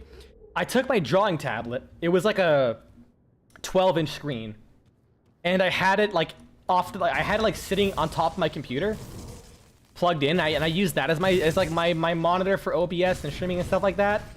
And then when I traded that in for like a fucking 25-inch monitor, the fucking drawing television that I have, I started using that, but it was too big to put on my desk. So I literally had it like off at an angle in like a fucking shitty Walmart folding chair that I got. So if I wanted to look at chat, I would literally have to like turn my head to the left like 45 degrees and look down. It was so fucked. And then when I finally moved here, my partner gave me like an old CCTV monitor that they had. This monitor is so old, it has a built-in DVD player. It is a 720p monitor. To say I have a little space because fucking programs are not designed for monitors of this resolution anymore is an understatement. This has like no space to see anything very well. That's why if I see really long messages, I just like, it takes me a second to read it a couple times. Frankly, theoretically, I have good internet, but I swear ISP throttles not enough. Yeah, I feel that. That's how it was in Florida. When I was in Florida, I was like, oh, you get like gigabit internet. Do a speed test where you're only like 100 megabytes a second. Like, they didn't even hide it. Yeah, that's how, that's what it said. It took like multiple visits from, like the people until suddenly the internet was like giving the speeds that it told us we should have. Which is like, okay, sure, I guess. Hey, I also did forget to, you said a message earlier about the constellations. I forgot to read that. Where was it? I kind of agreed with it. It was about the constellations just being like ass. Where was it? Where was it? Good lord, I missed that a while ago. Your big issue with the Constellation is it kind of has a leapfrog respec problem where it snapshots your old stats, so the meta is unspec early nodes to reach late game ones. Yeah, I'm not the biggest fan of how that works overall. Like, not even like the end game meta stuff. It's definitely confusing because at least Path of Exile, it gives you a lot of options, but it shoves it shoves everything in your face. There's a linear path you can follow. I want attack speed. I know to get attack speed, I have to go to these physical damage nodes, then go to these strength nodes, then grab mind over matter, which connects to chaos inoculation, which, you know, goes to attack speed or whatever, you know. It's a straight line. But that one, it's like, hold on. I think initially I wanted Kraken, right? So to get Kraken, I had to then get, I needed like 5 green and 5 blue. So I grabbed this to start with this, and then I need 2 greens, so then I would have to go to like this maybe or some shit. No, but I couldn't do that. Oh yeah, I would then have to go grab like this bat or some shit, or this eagle to get the green. I need to go grab that. It doesn't make it easy at all. I like the system. I like the idea, but yeah. Oh yeah, back to what I was saying about to Namagre. Yeah, it's definitely messy. I mean, honestly, a lot of Grim Dawn's a little messy, if I'm being honest. It's kind of what I like about it. I just really like things that are a bit jank. Like, if a game is just, like, super, like, well-polished and, like, made, I'm like, it's okay, you know, I'm sure, like, it'll be fun, it's a good experience, but I like it when someone's like, we have this really stupid system that probably shouldn't work, and it definitely doesn't the way we do it. Makes a bunch of sense when you got a bunch of, it makes a lot more sense when you've got a bunch of points. I can imagine, because I feel like by that point you're probably familiar with it, so it makes more sense. But like to me, I don't play the game long enough to get too many. I do like one playthrough, so you know I don't get too many of the points by the end. So it just comes down to I kind of just like spec into what I need at that time. Because like you know, like I mentioned, you gotta like jump back and forth. It's a thing. That skill's not ready. Was that always here? I don't remember this dangerous domain. Speaking of janky, I'm playing some Starpoint Gemini. It's got a lot of jank in a way that you really like because you can exploit it. Hell yeah. Like, I divine cybermancy. I mentioned that, like, as I'm working on my grounded video, I mentioned that, like, I kind of like the genre of survival craft em up bullshit, but what I don't like is how so many of them are just, oh, I'm gonna die. Even with oh god. I mean, I could use a potion, but I want to like avoid using potions if I can.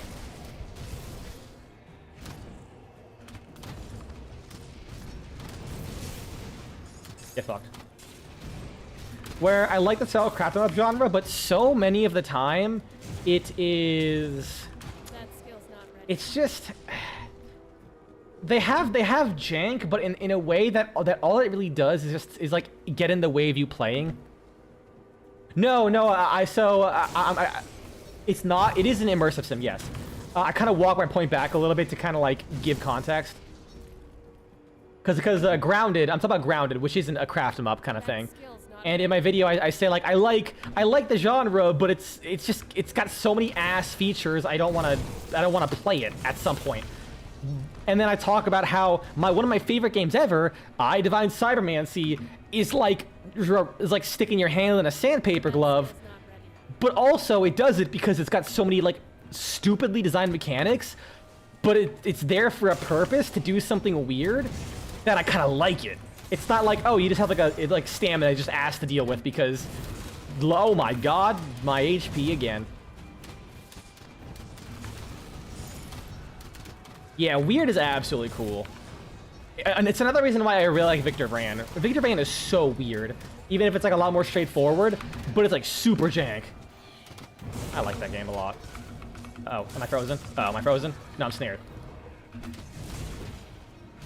I'll read your message in a second, Chubbs. Oh, I almost died again.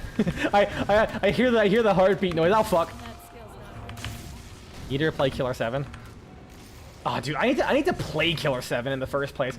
I remember how cool Killer 7 looked when I was watching G4 TV back in the year 1835. God damn it, stop freezing and staring at me, you bitch. And the more I heard about it and the more I played, because I think I played Killer is Dead. That's like my only Suda 5-1 game I've played. I'm pretty sure that was Suda 5-1. And I heard that was like less the weird artsy shit and just kind of like a game he had to make because, you know, he had to make money. And I thought Killer is Dead was pretty fun still. I never beat it, but I definitely enjoyed it. It was definitely fucking weird though. I'm not sure how I felt about the whole... Not sure how I felt about the whole, like... Oh shit, ferocious attack. Oh god. Oh god. That skill's not ready. Those deads kind of mid. Ah, that's unfortunate. What? I think it was the... Oh shit! Potion. Run! Can't do that yet. Oh, that bleed. Oh. Get my Menier's will back up. Oh, he's... Is something healing his ass? Something has to be healing his ass. Fucking priest. Yes, the flirting minigame, thank you. I was about to say, like, wasn't there some, like a weird, like a sexual harassment minigame? Oh, come on, that was a fucking... I did not know what his attack was. His ferocious attack. Whatever it's called. Okay, he shouldn't be healing anymore. Okay, that is a big ass fucking wall attack. You're gonna give me a second. I'm getting my ass beat, dude. Can't do that.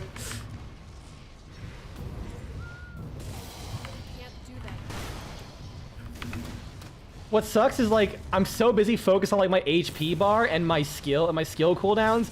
I'm like not paying attention to when they're doing their. What? I dodged that. Fuck off. Or was it the raining thing? Purple enemy bar, or purple health bars laying down that real shit. They fucking are, dude. God damn. He's laying down more than that real shit. He's laying down whatever the fuck comes coming out of the sky. Okay, Jesus Christ. Let's catch up with messages. So Chubb said, it's more that you can refund enabler points once the constellation... Yeah, that's what I figured you were saying. If that makes sense. Yeah, that is what I figured you were saying. My thing was mostly that it's like getting used to it and figuring out where you want to go and how to get there is like annoying. Like it's easy to follow. It just like it's easy to understand the idea, but it's kind of annoying. Like I said, if I want to go to Kraken, I have to get blue and green. First, I have to know what Kraken is and want to go there. And so then I'd have to go get blue, so I go grab that, and then I have to get some green, so I go get like one of these. It's like all the way over there. It's like to get to here, I have to be here and here, kind of a thing. Just to give you an idea, you can hijack enemy ships, and there's a radiant quest that has you destroy a ship. You can hijack the ship, and there's a special arena that has you fight against enemy waves. Now, if you hijack enemy ships, destroy their ships to progress, then you do the area again. The ships will keep the defeated crew status and just instant hijack every time. Good lord. Just realize you did not erase enough of the message. Oh, okay. Neat. That's not... So, I was just thinking about the art grind thing. I did this yesterday. It took me like 8 hours. I showed this to Tyrant, but not in the mod race here. The main reason I'm showing this is because I'm like, okay, it looks fine. I like it. It's cool. Apparently, like I had like 6 people tell me that they thought it was a fucking 3D model, which terrifies me. I didn't think it came out that good, but apparently it fucking did.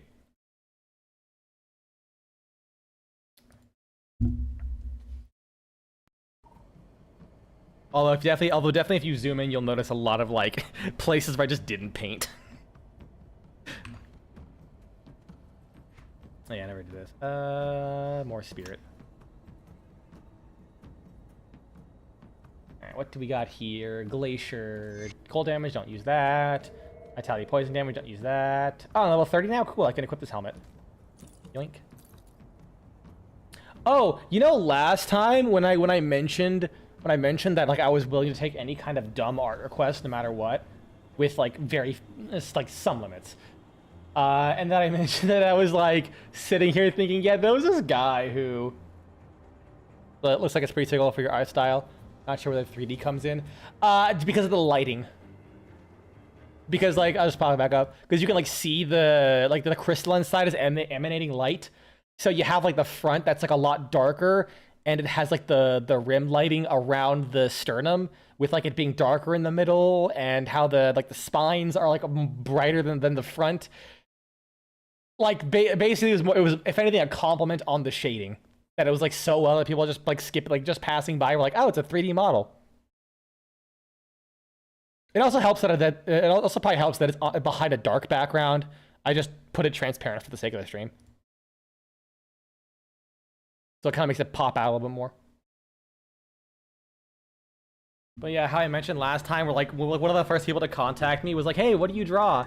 I said, I'll just draw about anything. I'm fine with practice at the end of the day. And then, well, when I laid out like everything that like I'd be willing to do. Oh yeah, if you focus on the crystal, it does kind of look 3D. Hell yeah. Yeah, like 5 hours in, 6 hours in, I'm like, this isn't coming out well. I kind of hate this. I was like genuinely kind of upset that I wasn't painting very well. And then when I zoomed out when it was done, because like, you know, you got to commit. Don't let your brain tell you halfway through this thing sucks. Be like, nope, I got to do this. I got to finish it because if it sucks, it's at least practice. And then when I zoomed out, I was like, ugh, busted. Is there anything over this way? Just one random skeleton warrior. I don't know, a couple other guys here. But yeah, like the first guy, whoever like asked me, he's like, hey, what do you draw? I'm like, I mean, I do everything but this. I think like 3 things. And then he responded with that incredibly ominous, like, Vor, huh? Vor is an option, huh? I'll keep that in mind for later. I was still thinking about that, and literally the moment I brought it up on the stream, the next fucking morning, or it's like right after the stream, I load up my messages and I see one note, and I'm like, oh no. Oh no, what's this? And lo and behold, our fucking, what was it, the bomb under the table theory finally came into fruition. That's why I did it. Cause fuck it, why not? Like I said, I'd do anything. Your boy don't fuck around. Someone else asked for another request, and I'm like, shit, is this my life now? Like, I knew this would happen, where like the first time I drew something not safe for work, I would immediately start getting other people being like, wait, you draw this? And then it just ends up being stuck in that niche. That skill's not ready. So yeah. Let me tell you, the thing I'm working on right now, I don't even think I want to describe. It's not like inherently bad, but I kind of don't want to describe it. And then while I was working on that, another guy was like, hey, so what about this? I'm like, I read the request thing, and I just kind of like, my brain, again, I'm not making fun of people for liking what they like, but at the same time, when you have, like, you know, depending on your fetishes and stuff like that, you gotta have like a little hint of understanding the absurdity of it. I'll put it this way. I can now add Bara, Yaoi, and pregnant Pokemon to my resume. I'm just gonna leave it at that. I am just gonna leave it at that. I told my friends I'm either, this is like one of 2 things are gonna happen. I'm gonna be a millionaire or a drug addict, and really the only difference is that one has money and the other one doesn't. I live my life on the fuck it we ball principle. I do not give a shit so long as like I'm the kind of guy who's like I'm gonna do this, and just wherever life takes me, it takes me. And that's how I went from like working at Arby's to accidentally getting a job at another fast food joint that paid like way more. And then from there I became a nurse who like just kind of was like, you know what, fuck it, we ball. I was taking care of a patient, and someone was like, hey, you want to do travel nursing? And I say, fuck it, we ball. And the next thing I know, like 4 months later, I move out of Florida. I'm like traveling across the country, doing shit. And now I'm in like bumfuck middle of nowhere, working in like a decent enough job that I'm not like happy with. Can't do that All because I said fuck it, Wii Ball. It's so good.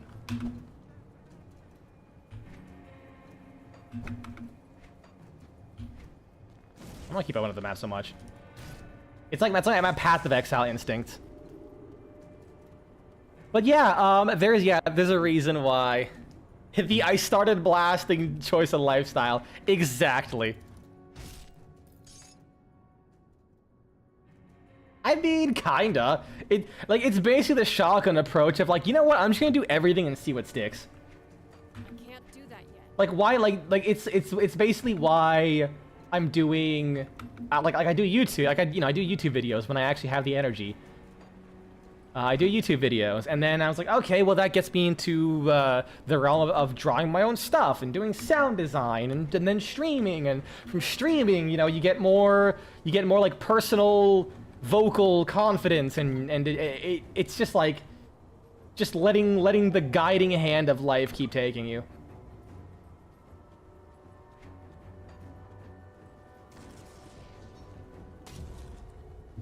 Sometimes, like everyone needs a little fuck it, we ball in their life. That skill's not ready. Unfortunately, it can definitely get you in some interesting places.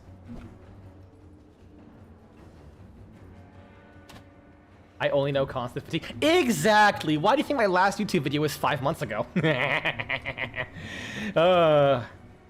know what's fucking annoying? While I'm waiting for my tests to happen, my tests to happen, they didn't even call me to schedule the appointment, and that was like 3 weeks ago. Like, the last couple of days, I'm like, oh, I feel good now. Like, I actually stopped having, like, my regular fatigue. Like, I'm tired because my sleep schedule kind of got fucked up, but I'm, like, functioning like I used to again after, like, 3 months of just being completely out of it and barely being able to work and shit, which is fucking fun. Because, like, now that I'm, like, feeling better, if I start, like, doing all the tests and shit, they're like, ah, you're fine. And then it's, like, minus $5,000 in American healthcare. Like, sure, whatever.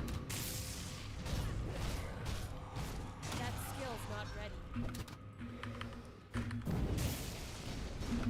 I mean, even when I have energy, I'm still, like, a little tired constantly. It's just not enough to, like, stop me from doing a lot of shit.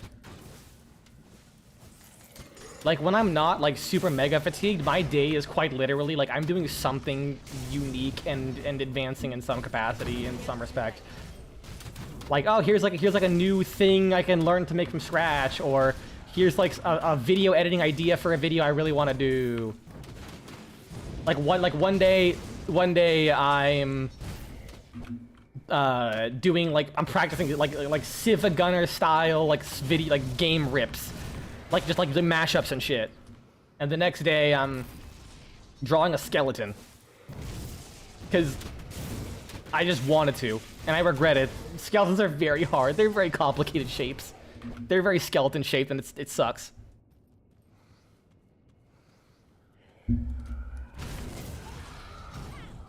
But yeah, there's a reason why I said before I started drawing not safe for work stuff that I would definitely, well, like I'm explicitly keeping the stuff I draw and like my YouTube stuff separate, because it'd be really fucking wild if they're like, oh man, look at this guy on YouTube, like Vivid D Oven. I found like his Blue Sky or his like Ink Bunny account or whatever other like art sites there are. I wonder what is, and they just get flashbanged with like the most fucking wild shit. And the worst part is, you have to know me to know that I'm doing it just because I want to, and not because I'm like into any of that stuff. Like if someone says, "Hey, can you draw this?" I'm like, "Yeah, sure, why not?" Can't do that. I'm a nurse. You can't make me uncomfortable.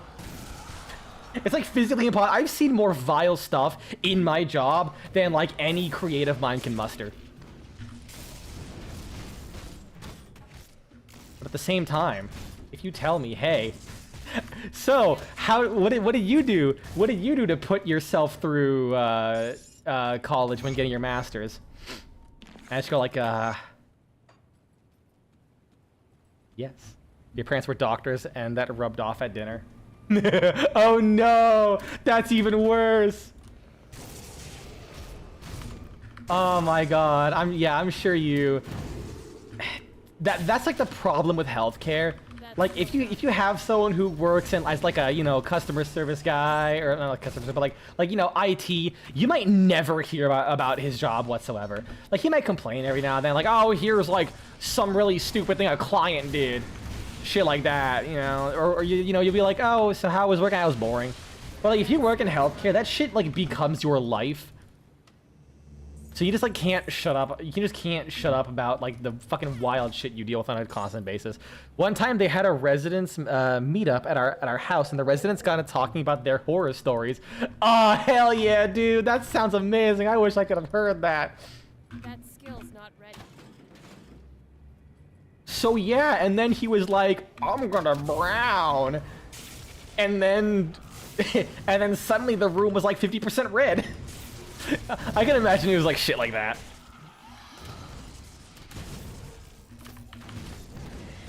I wish I can talk about like some of the more wild and insane shit. But I'd have to remember some of it because it was a lot of that stuff was like a while ago.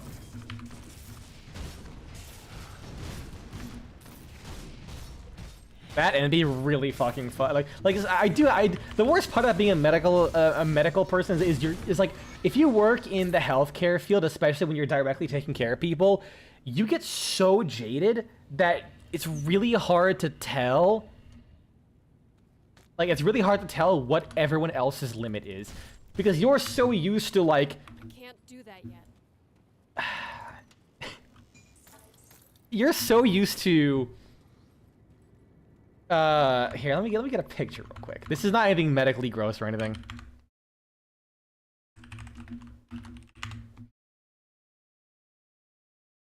Because this has actually happened to me. Not from you, but from, no, I figured, yeah, like you have doctors as parents. So it's like, I'm chilling. I finally have a time.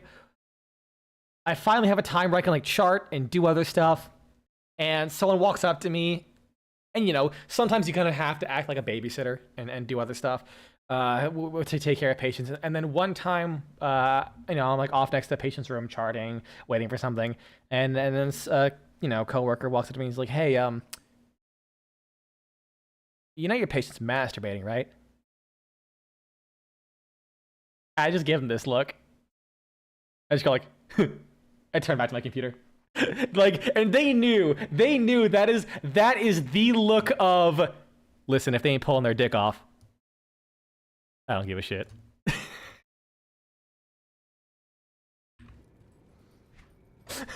Like, I'll be real, I've had patients who like while they were in the hospital, like they were straight porking, dude.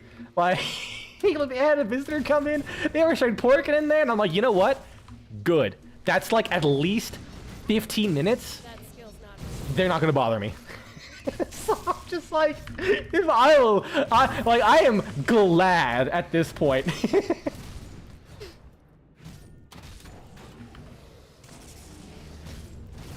Is that a shivers check or an electrochemistry check? No, I feel like shivers check would be you sensing that like at around 2 p.m. 4 of your patients are about to shit themselves. That would probably be like an electrochemistry check. Like understanding the drive and how to deal with that situation would definitely be electrochemistry. Can't do that. Half-light? It could be half-light. Half-light to... No, if it was half-light, it would tell you to rip his dick off and beat him with his own Johnson. Half-light or endurance. I feel like sometimes both of them are like equally violent. It's definitely not fight or flight at all, because I don't give a shit. That skill's not ready. Half-light would be like my one time. Oh god. Like this is like legitimately terrifying. God, you need to be dude, you need to be Disco Elysium. I am like not a story. I'm like not that much of a story guy. Like I like a good story, but if you tell me hey, play this visual novel, I would tell you to go fuck yourself.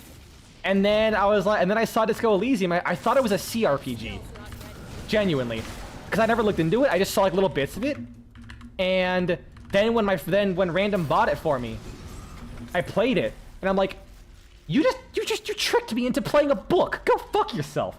And then I thanked him because like one of the best games I ever fucking played in my life. Lightning and elemental damage. Although I do lose... Oh, I fucking accidentally put this away. It's so funny realizing that the OST was done by a band you liked. Wait, really? Oh, wait, was it actually like a band that did the soundtrack and not like an in-house kind of thing? That's sick. Oh, it's an offhand. Ah, it's a shame. It's a lot of damage. There's a lot of fucking damage. If only I could it count as a shield. Yes, Sea Power, formerly British Sea Power. Really? That's actually amazing. Yeah, dude, that soundtrack is also fucking phenomenal. The ending credits theme is just like chef's kiss. There is like a bit that I've in my head. It's gonna be stuck in my head that I really want to do when I get around to doing a Disco Elysium video, and that is when I talk about the soundtrack. When I talk about the soundtrack, I want to bring up the credits theme and that really nice like I don't know how you describe the sound. Where they basically hold a note on a piano by constantly like flicking the button and letting the, I forget what that pedal's called, where you hold it and it keeps like having the sound reverberate instead of stopping immediately, where you just keep hitting the thing over and over again. But like play that bit of the song, but with animate Harry playing the piano, but whenever he hangs on that one note, at first it's like his finger like hitting the button over and over again. And then, you know, it goes to the chord again, the little progression. And then I think it might be the sustain. And when it goes back to it again, his finger is like clipping into the piano and spazzing out like a Gmod ragdoll. And then when it goes to it again, throughout that whole, it goes back to that whole chord, like his hand is like jammed into the computer, clipped into it and spazzing out. And then at the last part, it's like his whole body is like fucking just straight up like bent in half, arms and legs up like a fucking Gmod ragdoll, clipping into the piano while doing that. I really want to try and animate that. It's stuck in my head. That's gonna be real funny if I do it. But that's like so far out in the future. Like, cause I need to replay the game. I need to be smarter and more read up to like understand more of the themes in that game. Because I feel like if I wrote a review on that game right now, I'm just gonna say it's a really good story. Lamau, here's Harry smoking drugs. And I feel like I would not do it justice.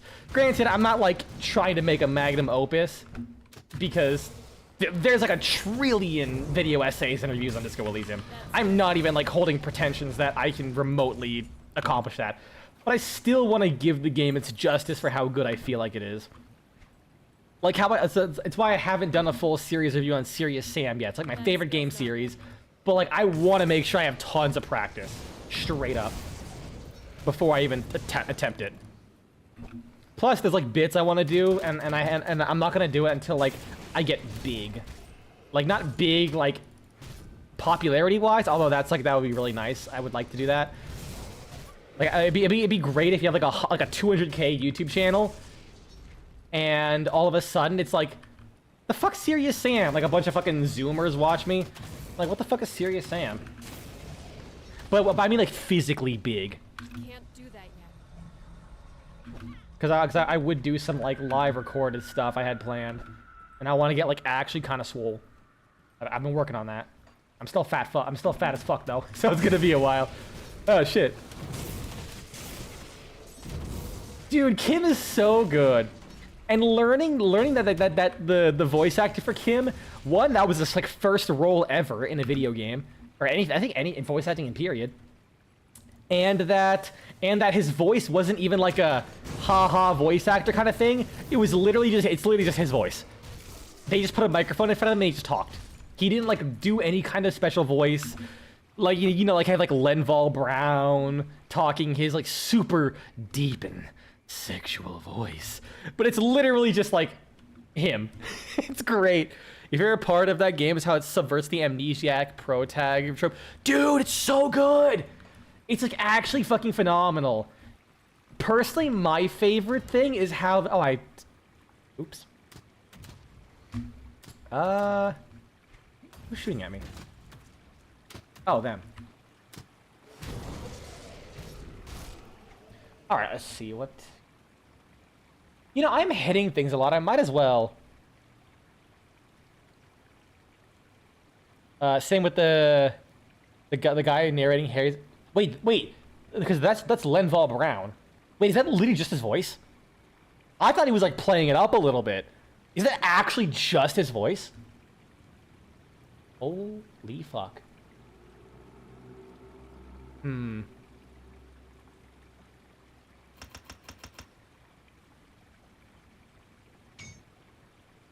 That is good amount of HP and physique.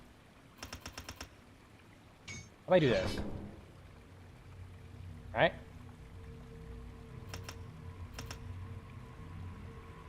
That's good. It'd be physique and health. And this reduces my physique requirement for armor. And increases the HP regen. Yeah, that game is so fucking fantastic. I cannot... But yeah, I was gonna say what I love about the game. So, what I love the most is, like... The way it handles, like, mental health issues and, like, trauma and stuff like that is handled so well that if you have any kind... I feel like if you have any kind of, like, history with you know, something that's, like, you know, bothersome in your past, to like some degree, they tackle on some form of problem that arises from that. I will never forget the moment. Where where you're calling random people on the phone and you like instinctively remember a number that makes you feel uncomfortable, but you still kind of like he instinctually punches it in anyways because he's like, this is familiar. Why am I doing this? And then when it calls, he starts to realize what he's doing. I meant it was the first time. Oh yeah, Lenval Brown was also his first voice actor role. Thank you. Good point. That skill's not ready. And he picks up the phone, and it's just like he quickly realizes what's going on, who he's calling, and when they pick up, he breaks down. Like he breaks down, but like. It's a silent. Like, what gets me though is it's a silent breakdown. I feel like you rarely ever see. Like, you don't see that in games very often. Like he is just like you can hear him like, and like the way he talks, he can't focus on his usual suave like fuck around self. I mean he also breaks down a lot during the game, but his usual demeanor that comes out, you know, without you failing checks, kind of a thing, where like anything he says is just completely he's not making sense. He's just a complete wreck when talking, and like the thing that got me most is he's stuck there. He's frozen on the phone. Kim is right there, but he took a few steps away. He's staying quiet. He's not listening to you while you're on the phone to give you some privacy. Like Harry is like direct. He's like trying to reach out for Kim. He's like in his mind, he's desperate. Like, I need Kim to be here for me. But he's just like so frozen, paralyzed with fear. He can't muster up the more than like a whimper. He's just completely frozen and like paralyzed like that. And I'm like, that is something I've never seen in a piece of media get portrayed, like at all. Like, you know, when you see like trauma and stuff like that, people are like sad. They have like, you know, can snap, but you rarely see people just freeze. On like this, like the mildest thing. And that's what got me. I was like, that is the most relatable thing that has ever happened in a video game for me. Like, it is kind of crazy. Disco Willie's in. Fucking priest, they need to pay more attention. I mean, yeah, Disco Willie's in writing is so unique. Oh, absolutely.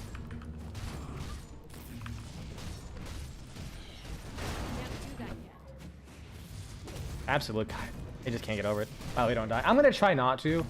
I mean, I have Menhir's Will, so I feel like it's gonna be really hard. Unless you're talking to the enemy, in which case that's what the priest was for, because god damn it. That fucking priest. I wish they made like a louder noise when you were healing. Two-handed sword, can't use that. Lightning, aether damage, eh. Vitality damage. No, we're good. Like, I think I've only died once so far, which is good. And that was only because I forgot I had healing potions. Like, I've used two healing potions the entire game.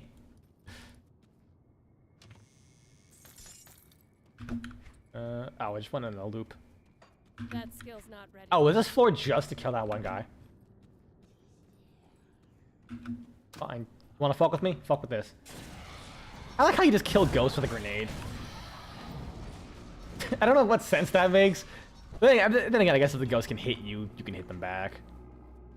I just think it's really fucking funny. Ghost walks up to me and just like grenade. I go around, I guess? That skill's not ready. Also, Disco Elysium was a major influence on me, like really dedicating myself to painting. Like I was really wondering, like as I'm like getting into art, like what am I gonna do? You know, I do want to make like realistic and detailed stuff, but I wasn't really thinking necessarily in the realms of paint. And then when I saw Disco Elysium style, I'm like, this is fucking stunning.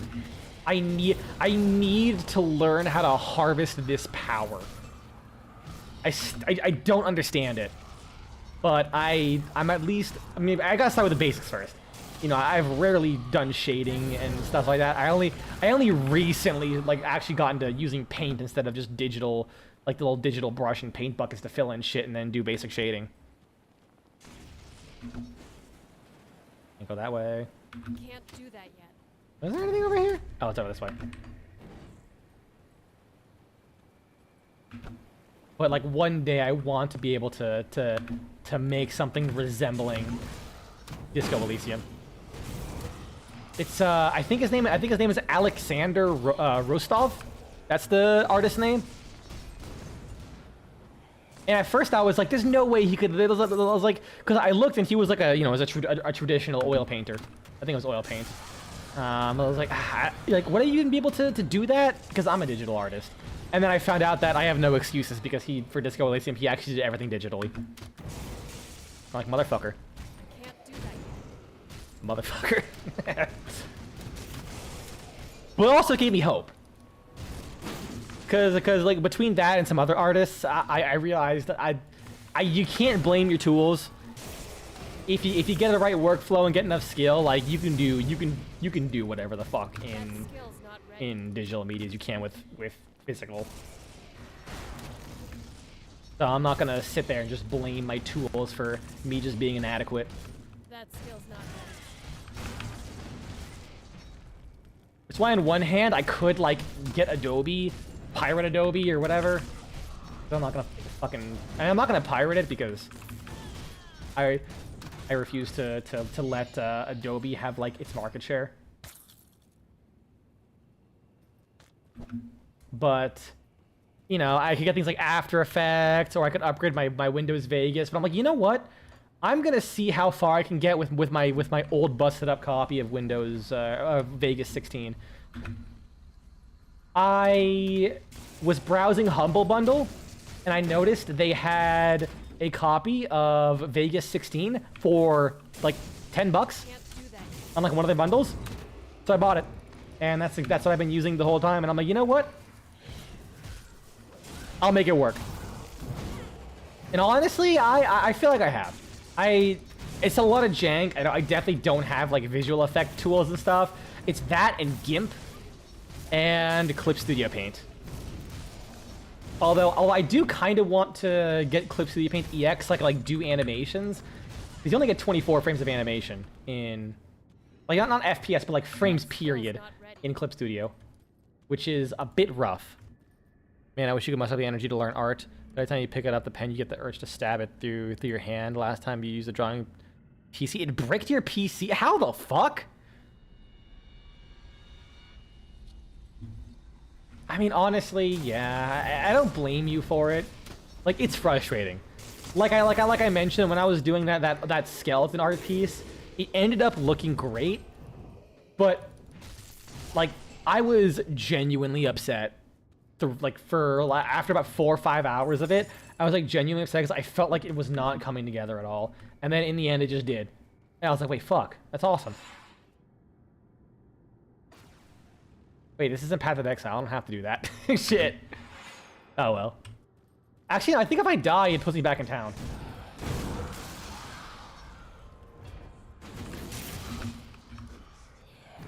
Is there no music? Okay.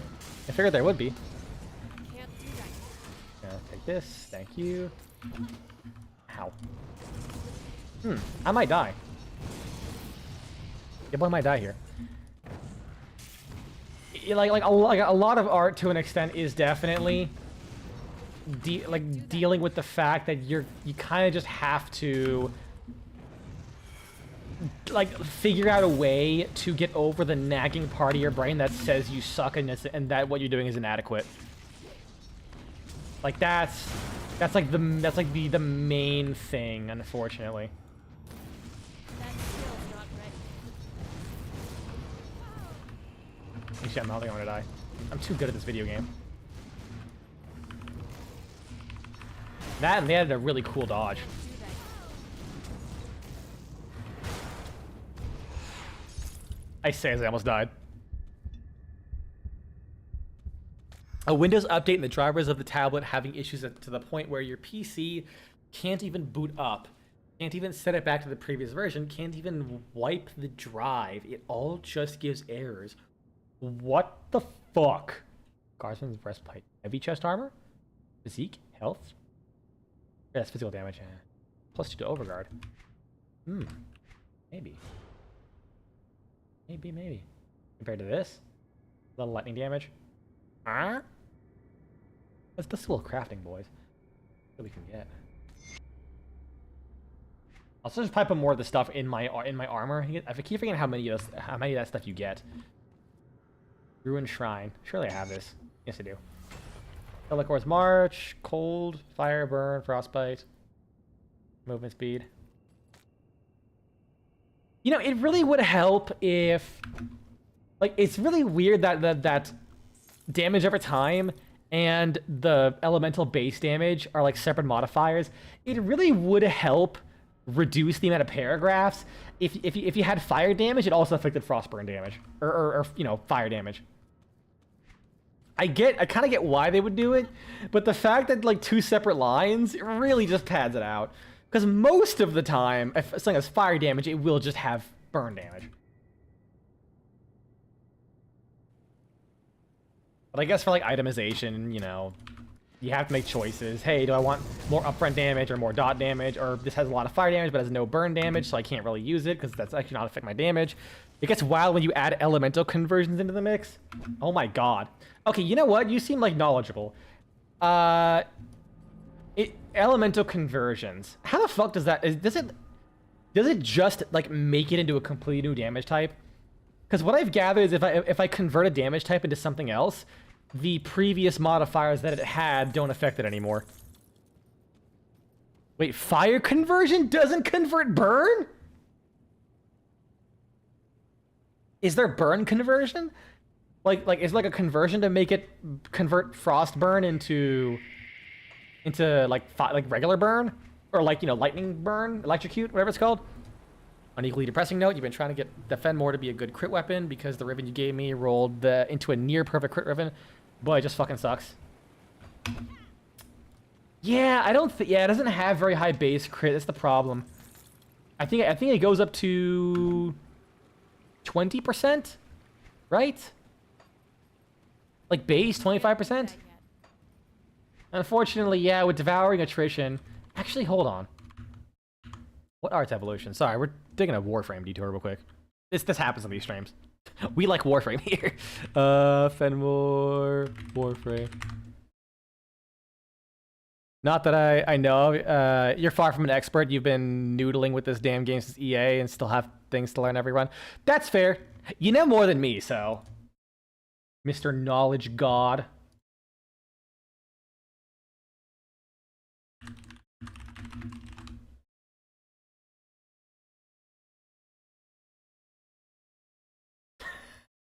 What the fuck? My friend just sent me a fucking GIF. The-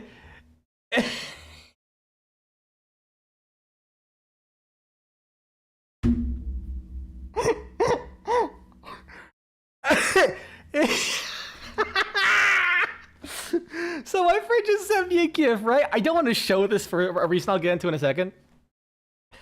He sent me this video. It says he screams, "He looks like you," and he does. The guy in the image, no, it was Ben.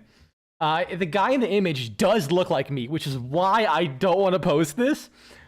But the fucking tagline on the thumbnail says "Rare cuck chair pull." That is such a me thing. That really does not fucking. Well, let me play this. Just pulled up to the hotel room and you'll never believe this. It looks like got me. the double cuck chair with the grading table. It's just a really wide chair. It's a really wide chair with like a little small desk. Okay. That's actually insane. I absolutely would make a joke about a cuck table. A cuck chair in a hotel. Oh, what was I doing again? Oh yeah, I'm sorry. It was like a 2-second distraction, but then Ben existed. Let's see. Okay, so I guess like 30% crit though. Cause it's like base 20%? Yeah, so 30% crit ain't bad, but it's only 2 times damage. That's the problem. Only 2 times damage. Actually, maybe.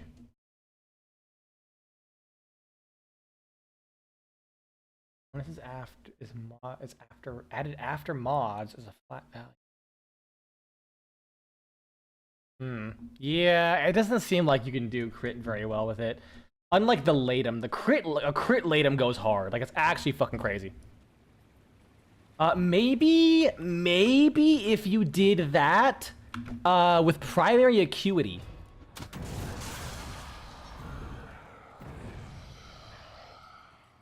Like, grab primary acuity with where the fuck am I going? Shouldn't this take me, like, further down? Or did I just get lost?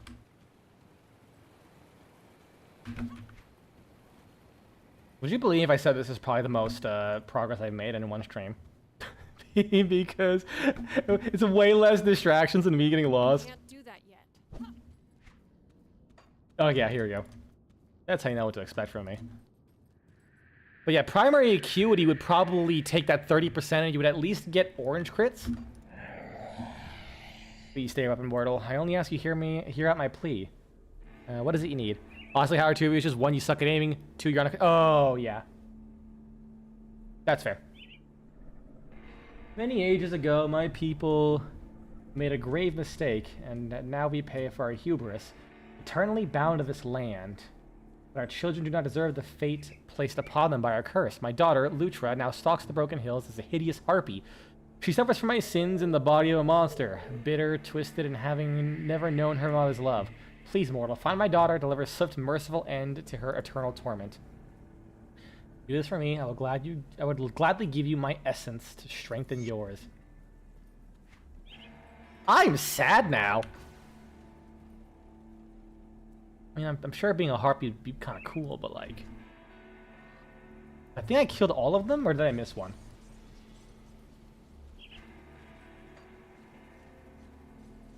West? No. I mean, it's like Grim Dawn, so it probably is like really sucky.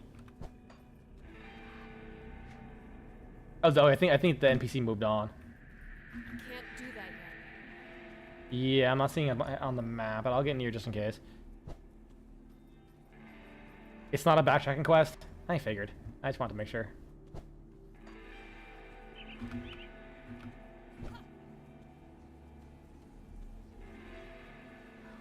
Alright, back to where I go. Would have really sucked if I accidentally placed the portal and lost that. Oh, I could have just done this. Rip. Oh, crumbling wall. Secrets. Another crumbling wall. Imagine if he just didn't notice that crumbling wall.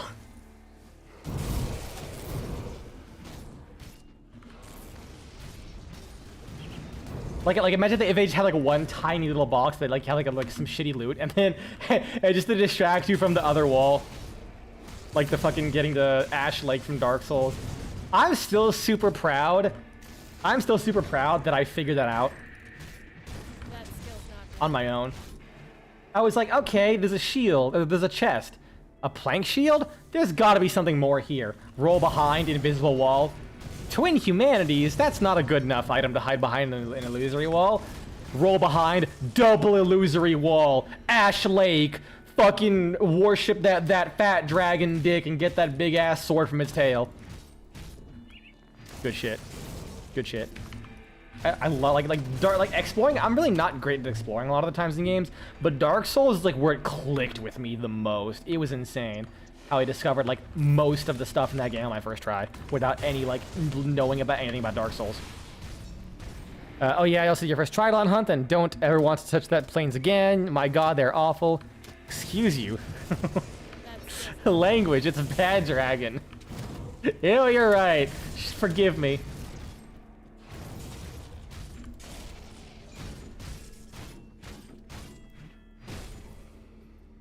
Maybe don't talk about the dick of the equivalent. Maybe don't talk about the dick of the equivalent of a dragon baby? What? That skill's not ready. I think you lost me there. Oh wait, no, because that was like a young eternal dragon, right? Is that what you're referring to?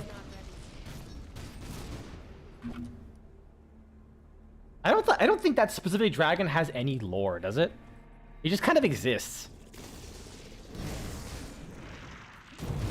Is this a Maven situation? Technically, yes, actually. Wait, is this the boss fight again? It's like literally the same room. It's literally the same room. Okay. Yeah, basically. The everlasting dragons are like literally immortal. Because of their scales make them immortal, and I think the one you see and spoilers for the PoE final boss, I guess. I'm pretty sure they tell you like they tell you like right away that the Maven is basically a child. It still has feathers, which supposedly hints that it's essentially still a hatchling. Really? Those are feathers? I thought it was furry. Like it has fur. Huh. I genuinely did not know. Uh-oh. But yeah, no, I could have sworn that one of the the really early Envoy dialogues, they tell you that he like suggests or mentions that like Maven is equivalent to like a turbo giga child. Him or Kirak. Feathers can look furry, especially with those. Yeah, they can. Dude, like parrots? Parrots are like, they look like they're made of fur sometimes, but they just have tons of feathers. It's insane. I don't know how they do it. I love them. They're so adorable.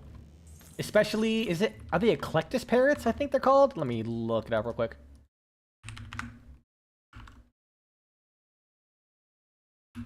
Eclectus parrots.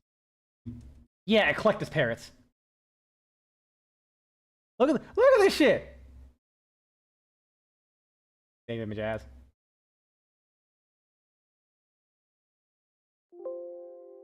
Sorry, my computer noise. Loud. Oh shit. Up at the screen. Look at it. Look at that looks like a fucking like Beanie Baby. Like it looks like it would just have like a tag on it that's in the shape of a heart that says tie on it. They're so cute. I love birds.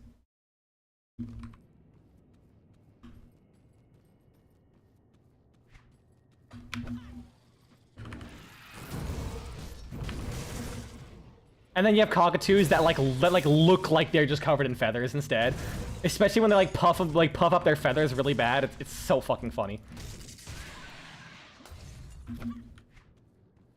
Every now and then, my YouTube just keeps feeding me like bird short compilations. God, they're so fucking good. Watching a green sheet conure ride a bike is like actually insane. Like someone like legit taught their conure how to ride a bike. Like a really tiny conure shaped bike. Wants you to watch that archer guy? Who's that? Oh, the stripper? Like, I don't say that like, you know, insultingly.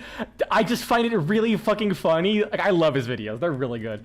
But, yeah, but someone was like, oh man, I love his videos about like swords and axes and stuff like that. I just like to say, I just watch him for the stripping. Like, I have nothing but insane respect for that guy for his attitude towards pole dancing culture, as well as like his willingness to be like, you know what? Fuck it, I'll be on YouTube in fucking like leather gear as a straight, well, presumably straight man. Like that is a level of aura that like he deserves. That he has, and I can only respect it. That YouTube short algorithm is aggressive as hell. Watch one random animal video. Oh yeah, absolutely, dude. Holy shit. Even if you'll put like do not recommend on like a billion other videos, you accidentally watch one, and then it like in a week you'll just have like tons of them. I mean, I don't complain personally too much because if I want bird videos, I'll just keep watching bird videos. So my only problem is it does like feed you a lot of like clip compilations of like people who just recycle the same 5 clips over and over again. That does kind of suck. But if you watch it long enough, you'll just have seen everything. Because there's like steel clips. If I recall, he's not a stripper, to quote. Oh yeah, you know what? Forgive me, I forgot about that. He does state he doesn't feel like he has the same level of prowess and determination to the craft to be labeled a stripper. I actually I highly respect that. I love it. You know what? Speaking of that guy, to be honest, he reminded me Bill Hooks exist, and I think I've mentioned this before, but like every man goes through stages of their lives where they like different medieval weaponry, you know? Also, what the fuck are these giant fields? Jesus Christ. Like, they like different kinds of medieval weaponry, right? So, everyone has their sword phase, where they're like really fucking into swords. And then they might like start getting really into like axes or rapiers or things like that. I used to be a big sword guy, and then I went on to axes. Then I kind of realized, wait, spears are dope, but then you have like pole axe or halberds, which are just like big axe spears. That's sick. And now I'm like on my bill hook phase. Bill hooks kind of go hard. I'm gonna be honest with you. I think they go very fucking hard. Are you willing? I'm a big Lucerne kind of guy. I'm gonna be honest. Like I don't think they quite reached the degree that which I like pole axes, but a Lucerne, like I've gotten more appreciation for it over the years. Like when I played Dark Souls 3 not that long ago, I guess almost like a year ago now, I was like, I kind of want to use the Lucerne a bit. That skill's not ready. And then, I used to not be a big spear guy, but when I was playing some ground, I'm like, wait, spears kind of fuck? I kind of like the spear and shield. Let's fucking go. And then like when you got the throwing spears, the aiming was so fucking jank. I hated myself. Cast a chest piece, elemental damage. I think it's really giving me new armor.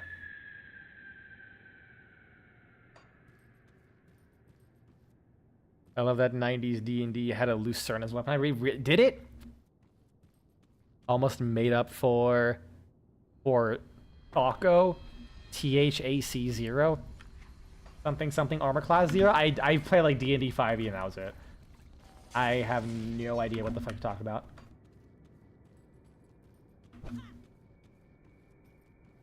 Oh god, oh no. I don't like where this is gonna go. Listen, it's 3:19. I'm shooting for another 40 minutes. You have to explain Taco. I mean, you could just, listen, I'm not gonna force you. You could just say it's Taco Tuesday and then just leave it at that. And I'd be like, haha, it's funny. Good joke. +2. So combat tables in pre 3.0 D&D were a mess. Go on. I have like heard of that, but like I heard that they were, but not like specific. Yeah, second edition had full charts of stats for basically identical pole arms. I looked away for half a second. I got obliterated. Shit. Hold on. Did my HP? I'm gonna like look at that back real quick in the replay. Did I actually just like vaporize some full HP? Yes, that was actually like I'm looking at it. My HP, like I had full. One hit took me down to about like I took about 20% of my health. I heal up a little bit to about where my constitution was. You know, I have about like 90% health left. Oh, I know it's a little bit later. I don't think I have vitality resistance. Sorry, I'm okay. Yeah. Oh, yeah. So I basically go from 90% health to like I lose like 10% more on top of that, and then just next hit, dead instantly. My resistances. Element is capped. Yeah, I have no vitality or chaos resistance at all. Because I haven't needed it. Note to self. Let's start leveling up those businesses. I think I'm like super overcapped. Dude, I'm like giga overcapped for lightning. Okay, let's see what they say. So, armor class was a reverse stat. Lower was better. Thaco meant to hit armor class 0 and was a matrix to hit. Wait, does that mean... Wait, so how does that work to hit armor class 0? So, I guess so if you had armor class 0, you'd have to like roll really, really, really high to actually hit.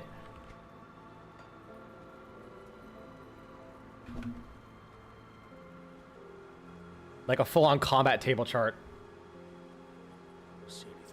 I wonder what happens if I Google Thaco. AC also went negative. What the fuck?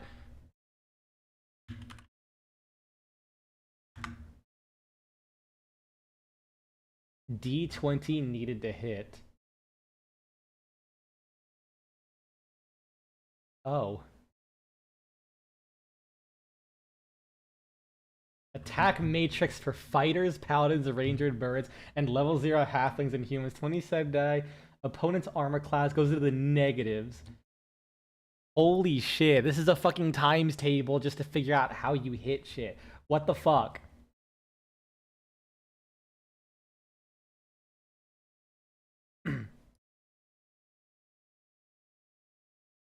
For anyone who would like to see. The screen. Yeah, so 20-sided die to hit level of the attacker.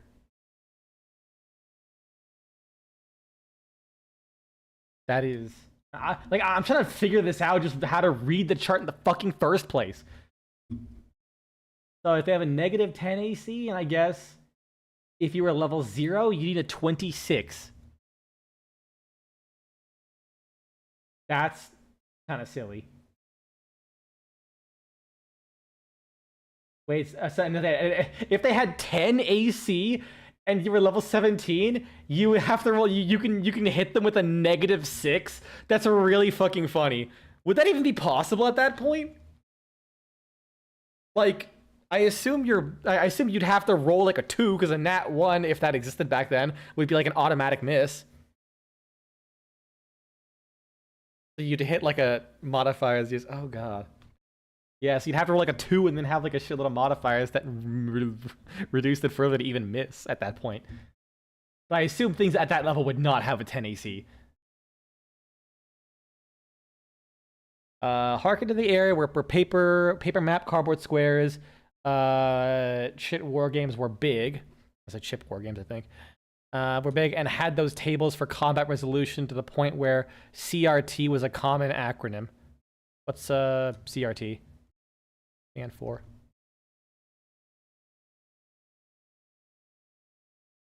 Yeah, armor class was mostly positives for most encounters. Oh, okay. Oh, combat resolution table. Oh, okay.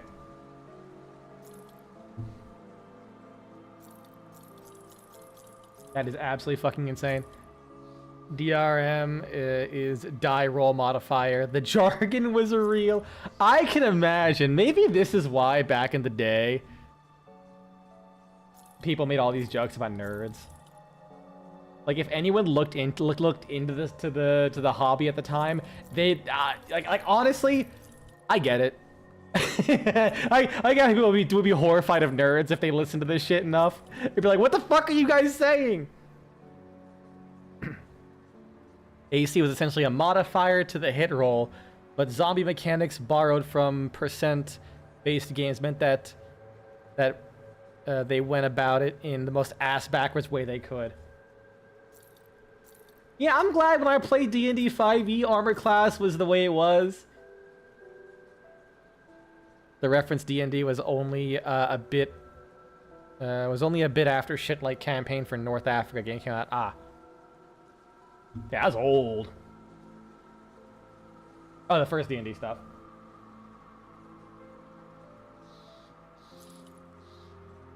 Fire damage, elemental damage. It doesn't have burn damage though.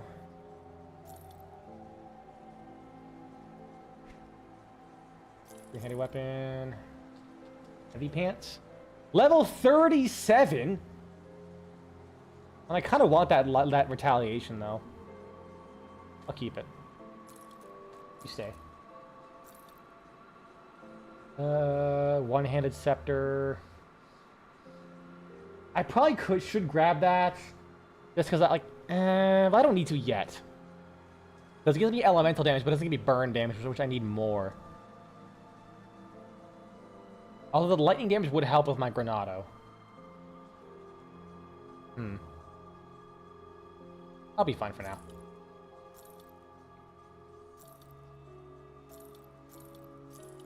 What's this do? Lightning damage, health, earth ward. That'll be fine. Don't really use any of that.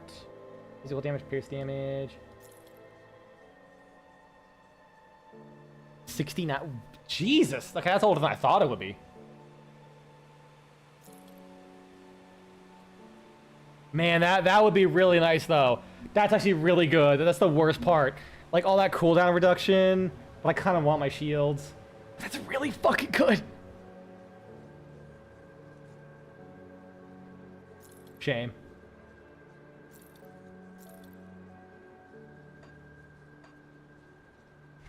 Alright. Put it to good use. Let's see the lore. Do it. No, I have a shield. I want my shield. Cause then I can't run at people, I'm pretty sure. I need a shield. Oh no, melee weapon too. I have overguard. Alright, let's start crafting stuff a little bit, see what I can get. I do the best I can with what I've got. Sanctuary. I did want to craft this, I'm pretty sure, yeah. Get the damage absorption. With an ancient heart. Ooh, 4% health too. Alright, armor. What do I need? I need resilient plating. Which means what? Resilient plating. Can I just click on it and it'll take me there? Fuck. The final evolution of the wargamer is playing with little cardboard tokens on an 8x10 table in a garage. Isn't there like a specific like super niche of that of the wargaming with like Warhammer where people have these like almost like 1 or 2 foot tall like Titan models and it's just like a weeks long game where people just fight Titan v Titan wars? I heard about shit like that. I mean, it makes me happy that it exists. All right, craft. Physical damage, health, regen, elemental resistance, and bleeding. Sounds like battle tech. I'm almost certain it was 40k. It was like a specific like subset of like their rules where they're just like, fuck the rules. We'll just have all our titans together and just fucking throw shit at each other.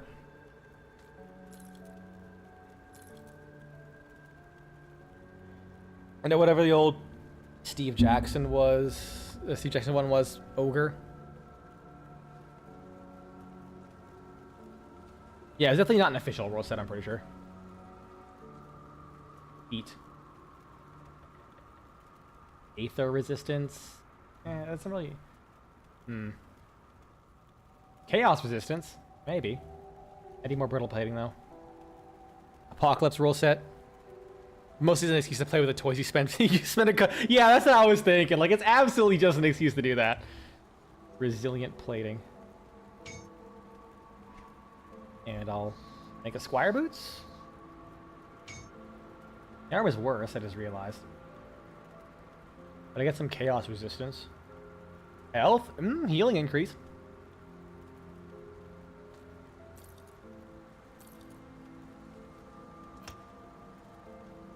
And...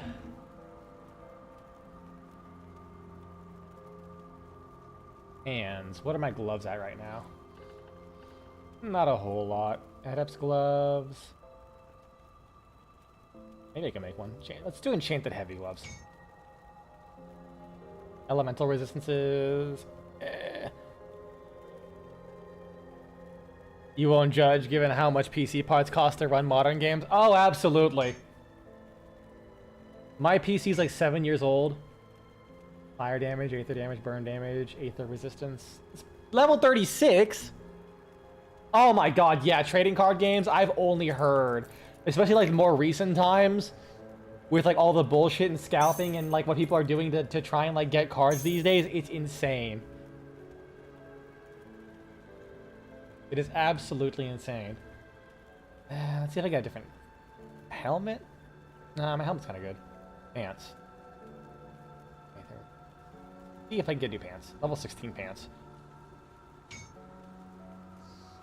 Level 34. Okay.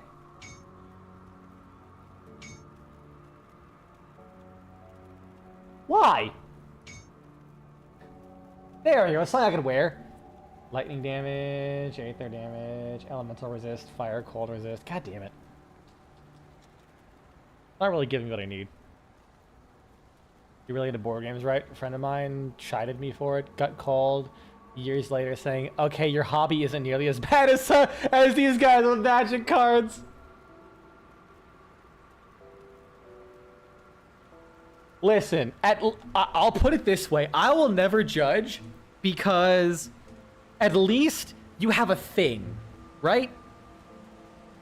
I have spent $500 to $600 in Path of Exile alone. Granted, I think it's the most I've spent in a game, period. Like, not even Warframe. So, I can't fucking say shit. I've literally, like, that is in one game. And if you say, wow, what a highballer, I got that when I was working in a fast food job. I just didn't have as much rent. Oh, I do, yeah. The reason I haven't played Path of Exile 2 is because I just want it to come out first. Like when I get a full campaign, I'll play it. But for now, I'm just fine with Path of Exile 1. Because when Path of Exile 2 was when I got the key, I still hadn't played Path of Exile in like 3 years. So, you know, I wasn't clamoring to get it.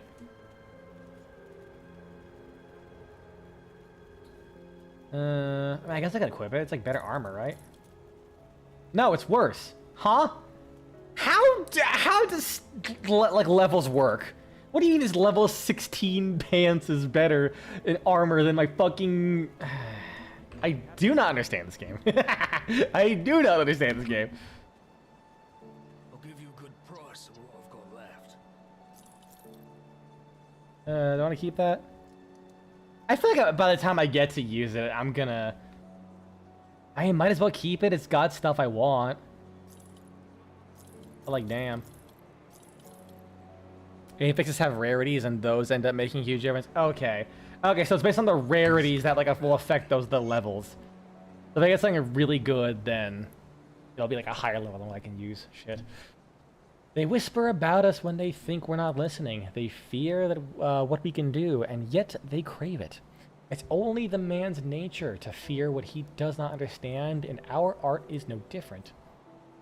Necromancy was never held in high regard in Arcovian society, but it is only within recent years that we have been treated with such growing animosity.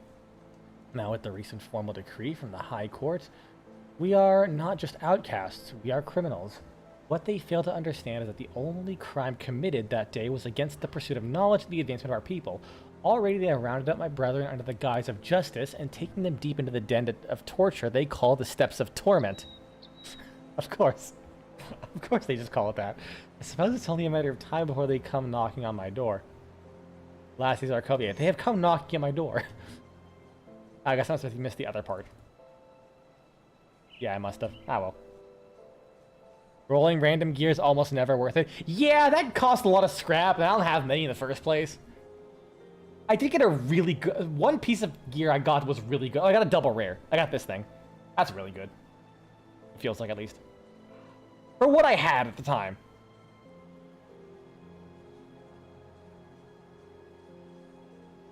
As I write this, the dark columns of smoke billow from the port where the madness long polluting the respective populaces arrived boiled over.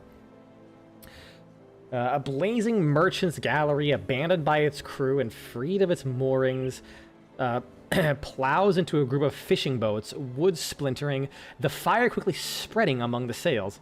I hear shouting in the courtyard below, and the clash of iron not far beyond. A woman screaming repeatedly, her words indiscernible. For so long we feared our doom would come from the barbarous mountain tribes, but in the end we've been the instruments of our own demise, helped along by the insidious promises of the necromancers. It's not yet 2 moons since the great rituals were undertaken, led by our ever-reaching oligarchs. The rituals intended to bring immortality and ensure the lasting greatness of Arcovia, and for the skeptic, I figured it for a sham. Political theater at best, but the ritual seemed to be a tragic success. Oh. The ritual was an invention of a necromancer named Uroboros. Oh wait, no, it was some other name. It was like Novorborik. I thought it was like the Ezio cosplay motherfucker that I saw earlier.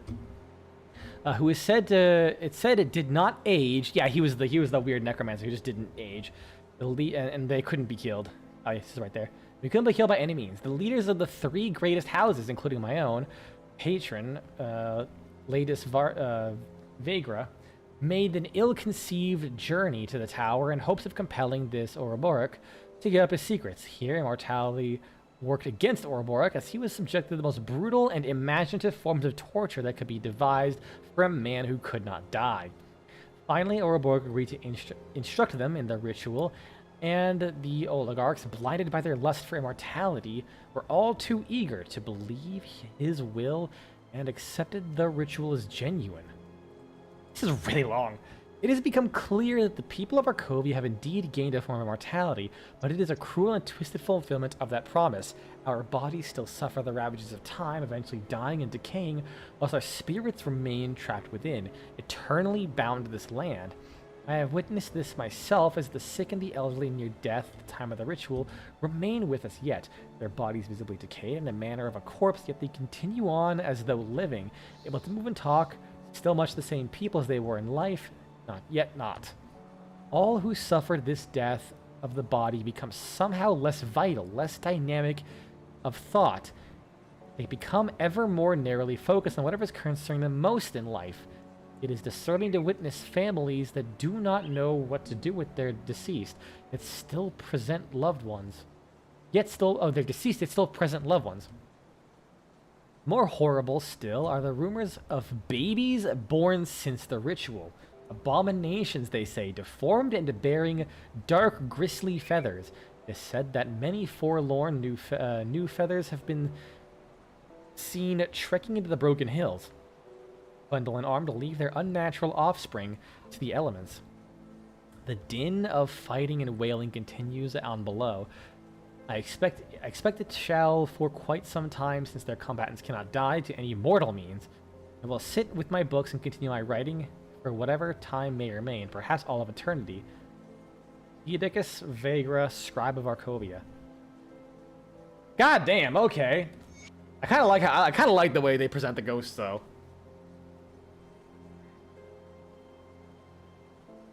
Basically dementia, but if for eternity.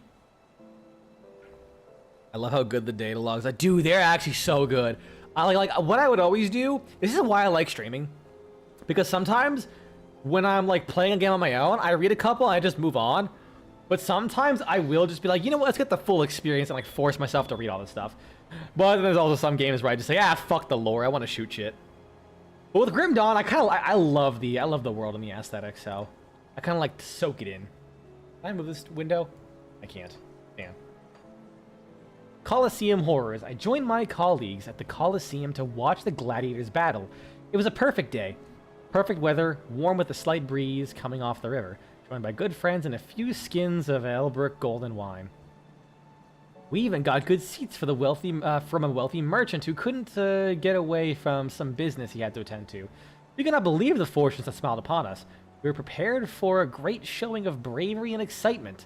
What we saw instead was a nightmare. The first match was a simple duel between veteran Karnath and some criminal whose name I immediately forgot. It wasn't a fight, but an execution, an appetizer before the main show. In the opener, Karnath toyed with the man, tapping his sword and dodging his pathetic slow attacks.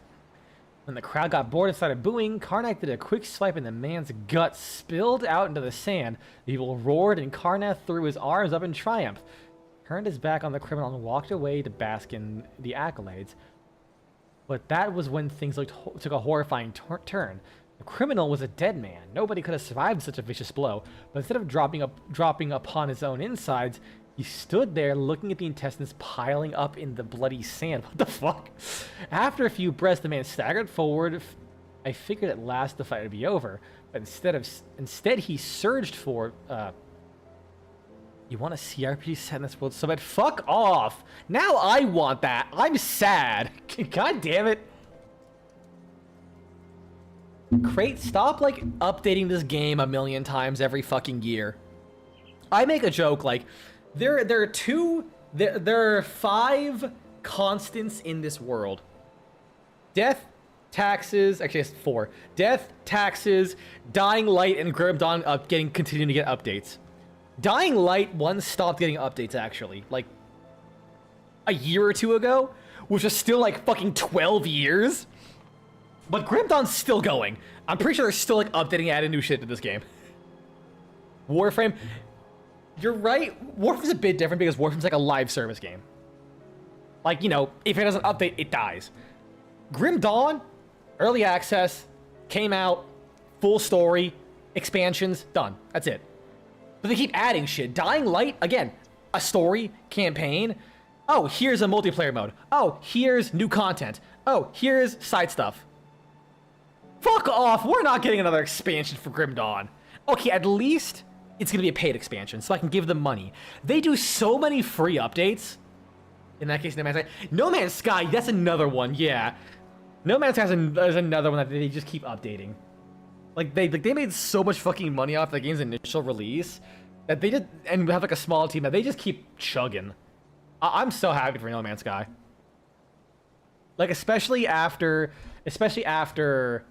I remember someone, I knew a guy who was so into the hype of No Man's Sky. Genuinely, when I said, I'm not sure, like I'm just concerned that game's like really, really fucking like hyped up. Can it be this good? Like, Hello Games literally made, before this, Joe Danger. There's no fucking way they can deliver on this promise. And he like screamed at me, he said like, nah, they'll fucking do it. You're gonna be wrong, dude. Watch. And the game came out. I never saw him again. Actually, I didn't see him again before that, but yeah. I was like, right. Like I had a stake in it not being good, but I still wanted it to be good because, you know, I just felt bad that it came out the way it did. Because you could tell that they were trying something. Also, UI updates finally coming with the expansion too. Weirdly enough, I don't mind the UI. Maybe because I just kind of like the aesthetic of the UI and like the old feel. I don't mind the way it is. That's just me personally. Anyways, back to this thing. After a few breaths, the man staggered forward. I figured at last the fight would be over, but instead, he surged forward, his guts dragging behind him, and buried his blade deep into Karnath's back. A silent gasp overcame the crowd as they witnessed the fall of their favorite champion. But he too did not stagger from the lethal blow. Karnath simply looked at the blade erupting from his chest, spat out a mouthful of blood, and pulled it free from himself. He turned slowly. He turned slowly towards his would-be killer. In a rage, Karnath struck out, and with a mighty clash of steel, knocked the blade from the criminal's hand. With the backswing, he cut the man's arm clean off at the elbow. The now de-limbed criminal stumbled backwards to recover his weapon, but Karnath had other ideas. The gladiator stamped his mailed boot down on the bundle of sand-covered bloody flesh that snaked its way from his opponent. With a heave, he pulled the criminal back towards him and proceeded with a series of cruel attacks that could only be described as a butchery. The crowd watched in silence, horror and awe frozen on their faces as Karnath de-limbed the man, who screamed all the while for mercy, but he would not die. His blood had long stopped pumping, but still he would not die. Exhausted and confused, Karnath stepped back at his bloody work. The criminal, now just the remnants of a torso and a head, gasped and screamed. The gladiator scowled and walked out of the arena towards the barracks with a dark purpose upon the blood-drenched sword still clenched in his hand. The crowd remained for some time, stunned by what they had witnessed. Nobody came to help the butchered man, who still clung to life at the center of the arena. Well, not a word was spoken. Our minds were as one. We all feared whatever malady had struck him, so would befall us too, should we get too close. How wrong we were to think the curse had already claimed us all. Mar Plavos, first son of House Plavos. Holy fuck. I honestly, I like that realization that, like, no one knew what was gonna happen until that, and no one realized that they were already immortal and decaying. That's kind of unnerving. I like that.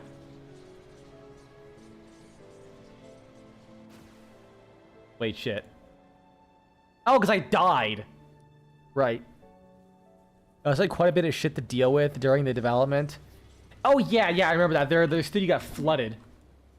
That blows. Can't do that yet. Didn't they also get raided by the police or some shit? Julius Cole. Hold on there, traveler. You wouldn't want this pretty lady's brains spill out all over the place. Who's that? I'll handle this. Why do I care? Just click that. I don't think so. Attack. I care about some random person on the road. Die. 300 business, whatever. Poor stupid thing. I gotta say, you're making me feel a little bit guilty. It's all a sham, hon. You got swindled. We do what we gotta do here, and it sure beats aiming a gun at every traveler that comes across us. Don't have to tell about the prison. A safe place? What that even means? And you really take us in after what we did? You did what you had to do. You deserve a second chance. There we go. Oh, I think it was 4A Games, the Metro guys. I think they were the ones who got raided. Or some shit. Or no, I think their building caught fire. There was like one developer I'm thinking of who... No, not this way. There's one developer I'm thinking about who their building got like raided and like shit was stolen or some shit. Maybe not raided by like police, but some shit got stolen from them. I can't do that yet. Where did I come in from? Wasp's Nest entrance? Was it here? No, I think it was here in the Coliseum. Well, this is gonna be fun to figure out. Because I was still in a dangerous area. I think you went to the wrong rift gate. That might have been entirely the case. Let me just check over here real quick, just to double check. Can't do that yet. Yeah, no, there was nothing there.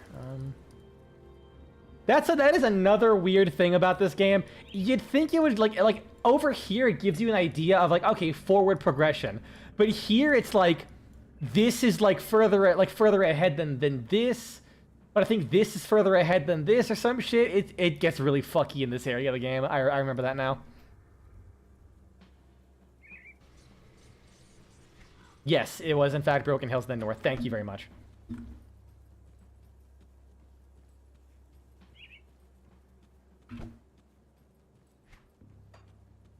And then go here.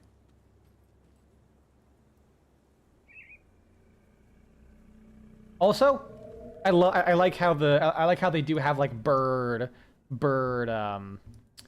like iconography and stuff like that, and a lot of the people who got cursed became like demented harpy things. Oh, I mean, I agree with you. I do like that it feels less linear. It does, however, fuck with me constantly.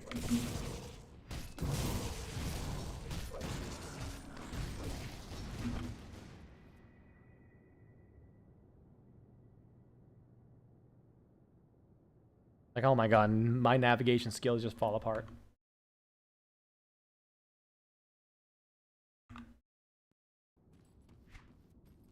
Alright. Just gonna put a portal here. Just in case I explode again. I gained a little bit more chaos resistance, actually. Went from like 7% to 18%. That'll be fine. Monsters also do additional pierce damage. Do I have pierce resistance? 32%.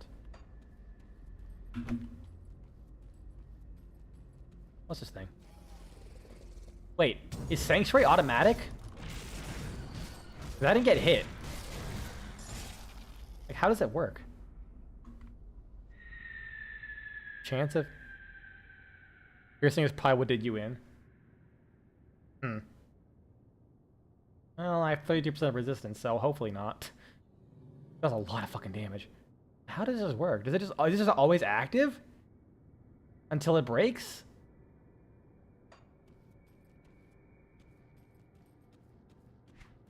Where the fuck was I? Oh, this way. Also, 42 piercing damage does not sound like a lot. Considering I had like... at the time I had like, what, 3,400 damage or some health or some shit?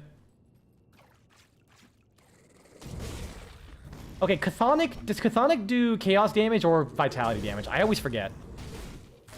But like, chaos and vitality are both red. I think vitality would be... Oh, wait, never mind. It says it right there. Well, there you go. All of the above? That skill's not ready. You know what? That also makes sense.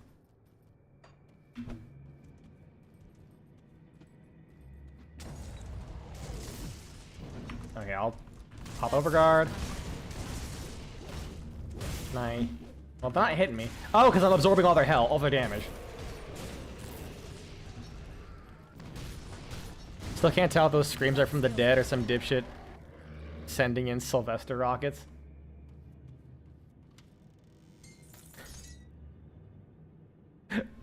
like the random. Is that what you're referring to? Because I don't think I've been hearing too many screams. Gonna grab that. Oh yeah, you can regain your XP. How about that mechanic? Okay, so he is the guy who did me in. I thought it was one of the big boys. Oh my god. Well, that immediately triggered higher pitch, but yeah. Oh yeah, I know what you mean. That kind of noise. Woo! Potion. I love just turning around, just rapid fire 3 grenades. And then just fuck off. Run at him. Yeah, fuck him out.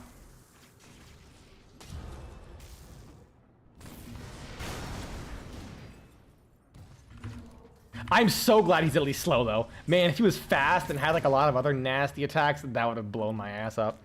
Okay, but this is really fucking good, though. Like, Sanctuary, like, it's like, always active. What the fuck is the chance to activate, though? I don't get it. Whatever. I mean, that's like basically for physical damage, like shit, like doubling my HP almost, or like 30% more health. That's exactly like some rockets occasionally getting fired around. Very infuriating. Oh god.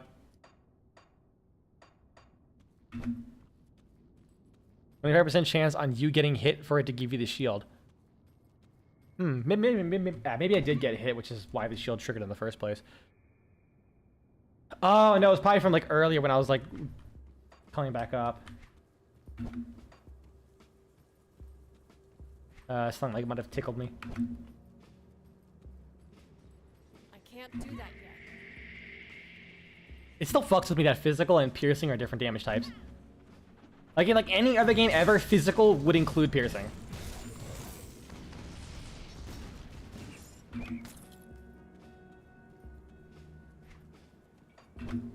Ooh, bird's nest. I don't like there's human bones in there. Oh no. I think this is the harpy land.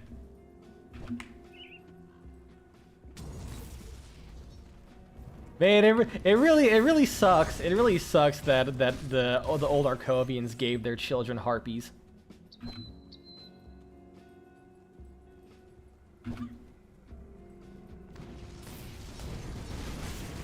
Good thing I have grenades. It's my one-stop cure-all tonic.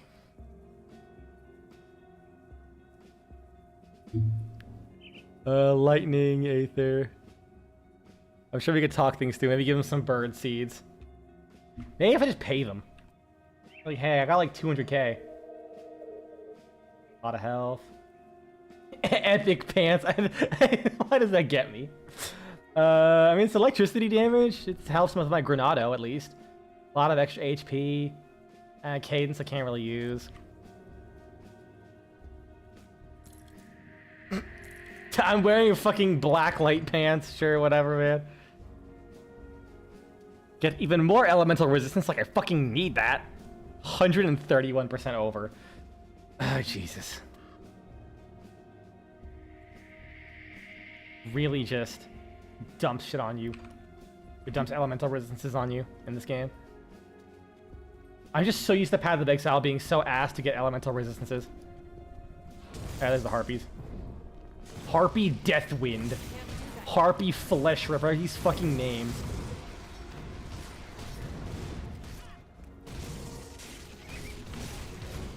And I do kind of feel bad, like, coming in and slaughtering them all. Just because of how they came about.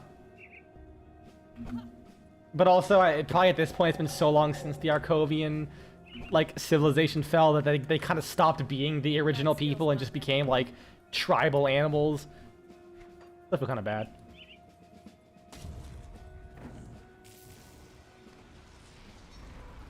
I'll give them a quick and merciless death by slowly burning them alive with my Molotovs.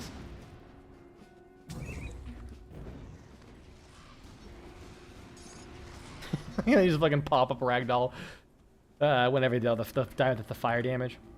This reminds me of fucking, like, Oblivion. When someone dies while they're in a chair, they just, like, fucking pop out of the seat and go to the ceiling sometimes. God, I wish you could pay enemies off in some of these RPGs. They do need to have that more. Like, you know what? You don't want to die. I don't want to fucking have to deal with this shit. I have like 20 bucks. Can you fuck off? Like, that'd be really nice. We dodge. I actually like that. Uh-oh. I like that dodging also lets you pass through enemies. That's really nice. Because, man, I would have gotten obliterated if it wasn't for that. The Interrogator. That's goddamn +4 to that. Hold on, what is that? That looks sick.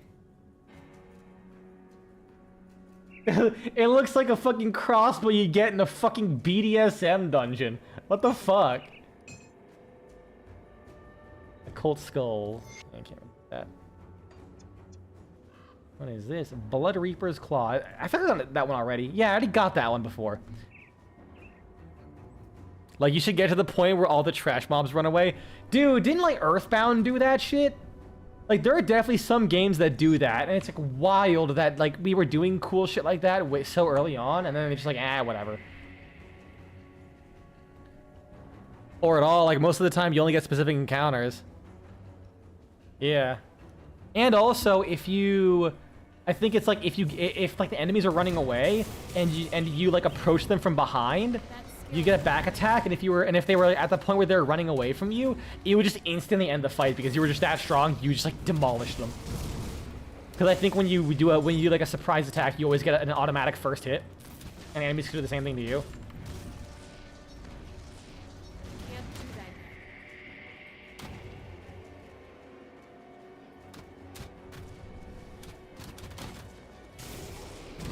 Yeah, it is really fucking funny. Like in Warframe, you have like a random guy who's an engineer in like those random Series tile sets. You walk in here like you know, Nova comes in, claps her ass cheeks, and then like everyone 3 rooms over suddenly like starts moving slow as molasses and just explodes and dies. And this like random engineer with a wrench is like, I could fucking take him. Or Monster Hunter. Monster Hunter is really fun for that too. You're literally fighting a gigantic fuck off Elder Dragon. Like they're like these little dinosaurs are watching you absolutely clobber this giant metal dragon conjuring hurricanes. Those little raptors, they're running away from the big dragon, but they see you still standing after like you flip them over and kill them, and they're just like kind of bite your fucking ass. and then you just fucking one-shot them, like send them flying into the sky from a DMC combo on one of them, and the other one just like, he ain't shit. Okay, yeah, it is a chance on hit. I do like how it's not a duration though. Like once it triggers, it just stays on. Honestly, I before you even said the recruitment grenade, I immediately was thinking like it was that like I think I was thinking about the weapon that the probe thing that lets you like control those big mechs. But I was thinking about metal arms. When you mentioned that, I just to give you a cowering animation like a Titanfall 2 and just have them not attack you afterwards. Like yeah, most would just kill them anyways. God, something Skyrim. I remember seeing a video that was like literally 30 minutes of complaining about how people can be like, I healed, run away, and then when they stop, when they go from like 10% HP remaining to 11%, they immediately turn around. Technically, but honestly, I'm just kind of looking to kill whatever's in my way. I usually, when I play this game, I usually just 100% the map and just kind of run around, look for secrets, and just kind of kill things. If I end up going the right way, good. Otherwise, But wasn't there a quest around here though, for to kill that person's like child? And I assume it's a harpy, and it's like a harpy area here. Maybe that wasn't the Steps of Torment. I don't know. But I'll kill. I'll get around there eventually. Because I'm pretty sure that is required, right? The Steps of Torment, or is it not?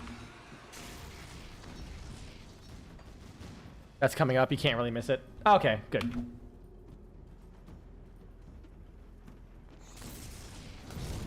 But yeah, and what's worse is I distinctly recall, like, and I discovered this on accident, when I was playing Oblivion as a kid, like, if you blocked and tried to talk to someone, depending on, like, the circumstances, they'd be like, okay, fine. Yield, you can actively yield in combat in that game. And people would just, like, stop attacking you.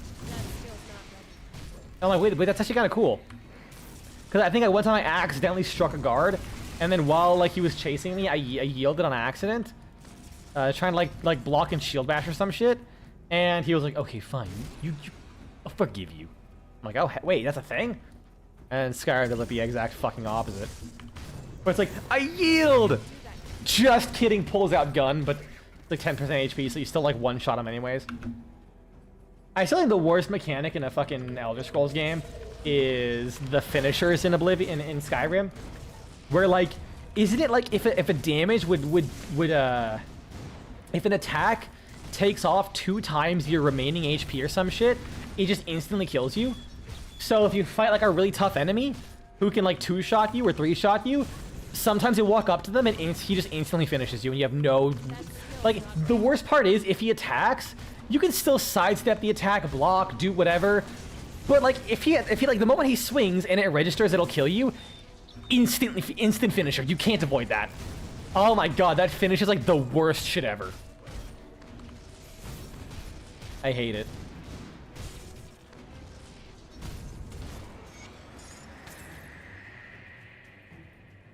Nah, she did. I have to walk all the way over there, don't I? Ah, fuck.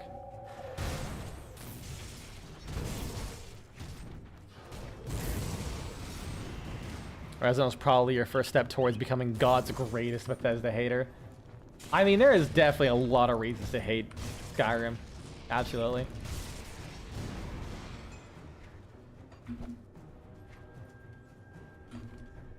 I am God's most lukewarm Skyrim enjoyer. I like Skyrim. Fine. I can't do that yet. It's a fine action game. If you want to like just play a game, turn your brain off, have like a big ass world to explore with occasional neat shit. But it's no Oblivion. Or hell, even Morrowind.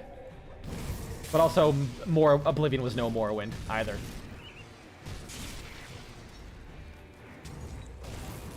You could embrace the Infinite Talents portal. That is a good point. Thing is, in my head, I'm like, oh, he didn't have a portal near him. But then I forgot that he actually did. So that's why. Plus, I just want to kill shit. Wrong one. See what I mean? See what I fucking mean?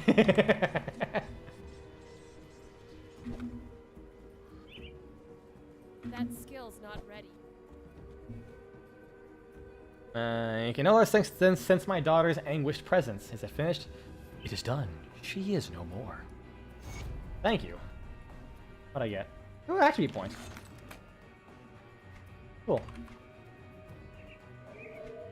Oh, I never leveled up. Let's see. What is this? Markovian defense. Minus skill recharge. Reduces damage. Total retaliation damage. I'm confused. He does what? But this doesn't do damage. At all. What does this do? With enough training and focus, are capable to maintain defensive stance nearly indefinitely at the cost of his offense. Oh, okay, so I can use this more, but when it's active, it lowers my damage. 9.5 seconds, 10 seconds. Yeah, it's like half a second. I'm fine. What's this? Shield recovery time, shield block chance. I could do that. I could, in fact, do that. My damage is still looking fine, so... Just want Master 2. That doesn't give me a ton. Yeah, these last 2 passives don't give me a ton that I want. Oh, but I wanted that, the Bulwark, for the retaliation damage. Resistance to life reduction. That just sounds like resistance to getting hit.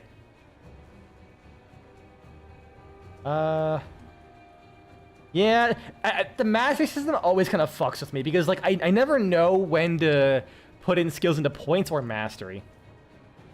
I'll just do that and get more HP. Don't want to overlook the base stats you get from the mastery, surprisingly, really.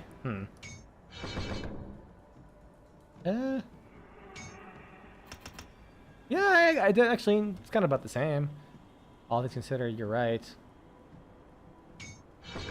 I'll do that. That is a good point. And more spirit for my elemental damage. Alright, well, it is 4 o'clock, 4:08. I will actually call it here. BD. Alright, for some reason I read a message.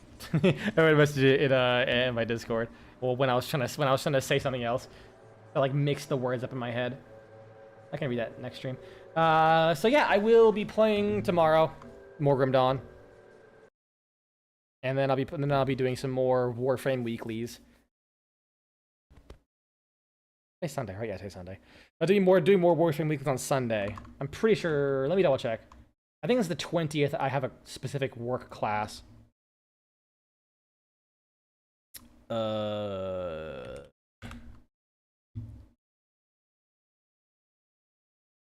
I have to log in my work email real quick.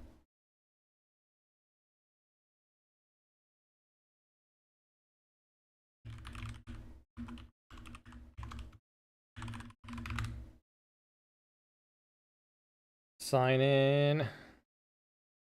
Gotta do the Microsoft Authenticator bullshit.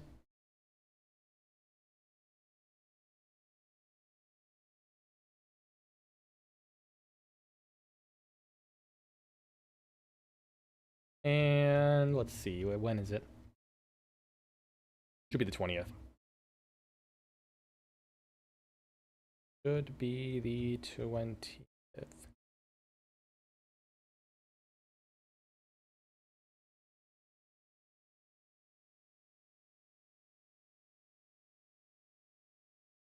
God damn it, they do not make this shit easy. Fine. Because you get like so many fucking work emails every single goddamn day. It's giga ass.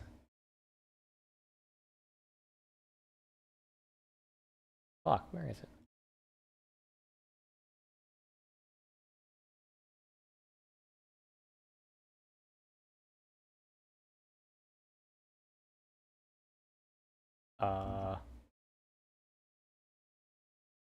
No, it's the one I canceled.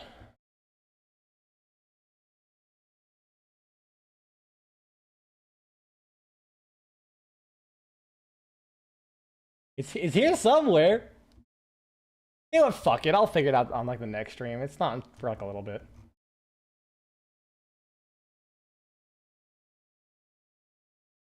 Actually, I think I passed it up, that's why.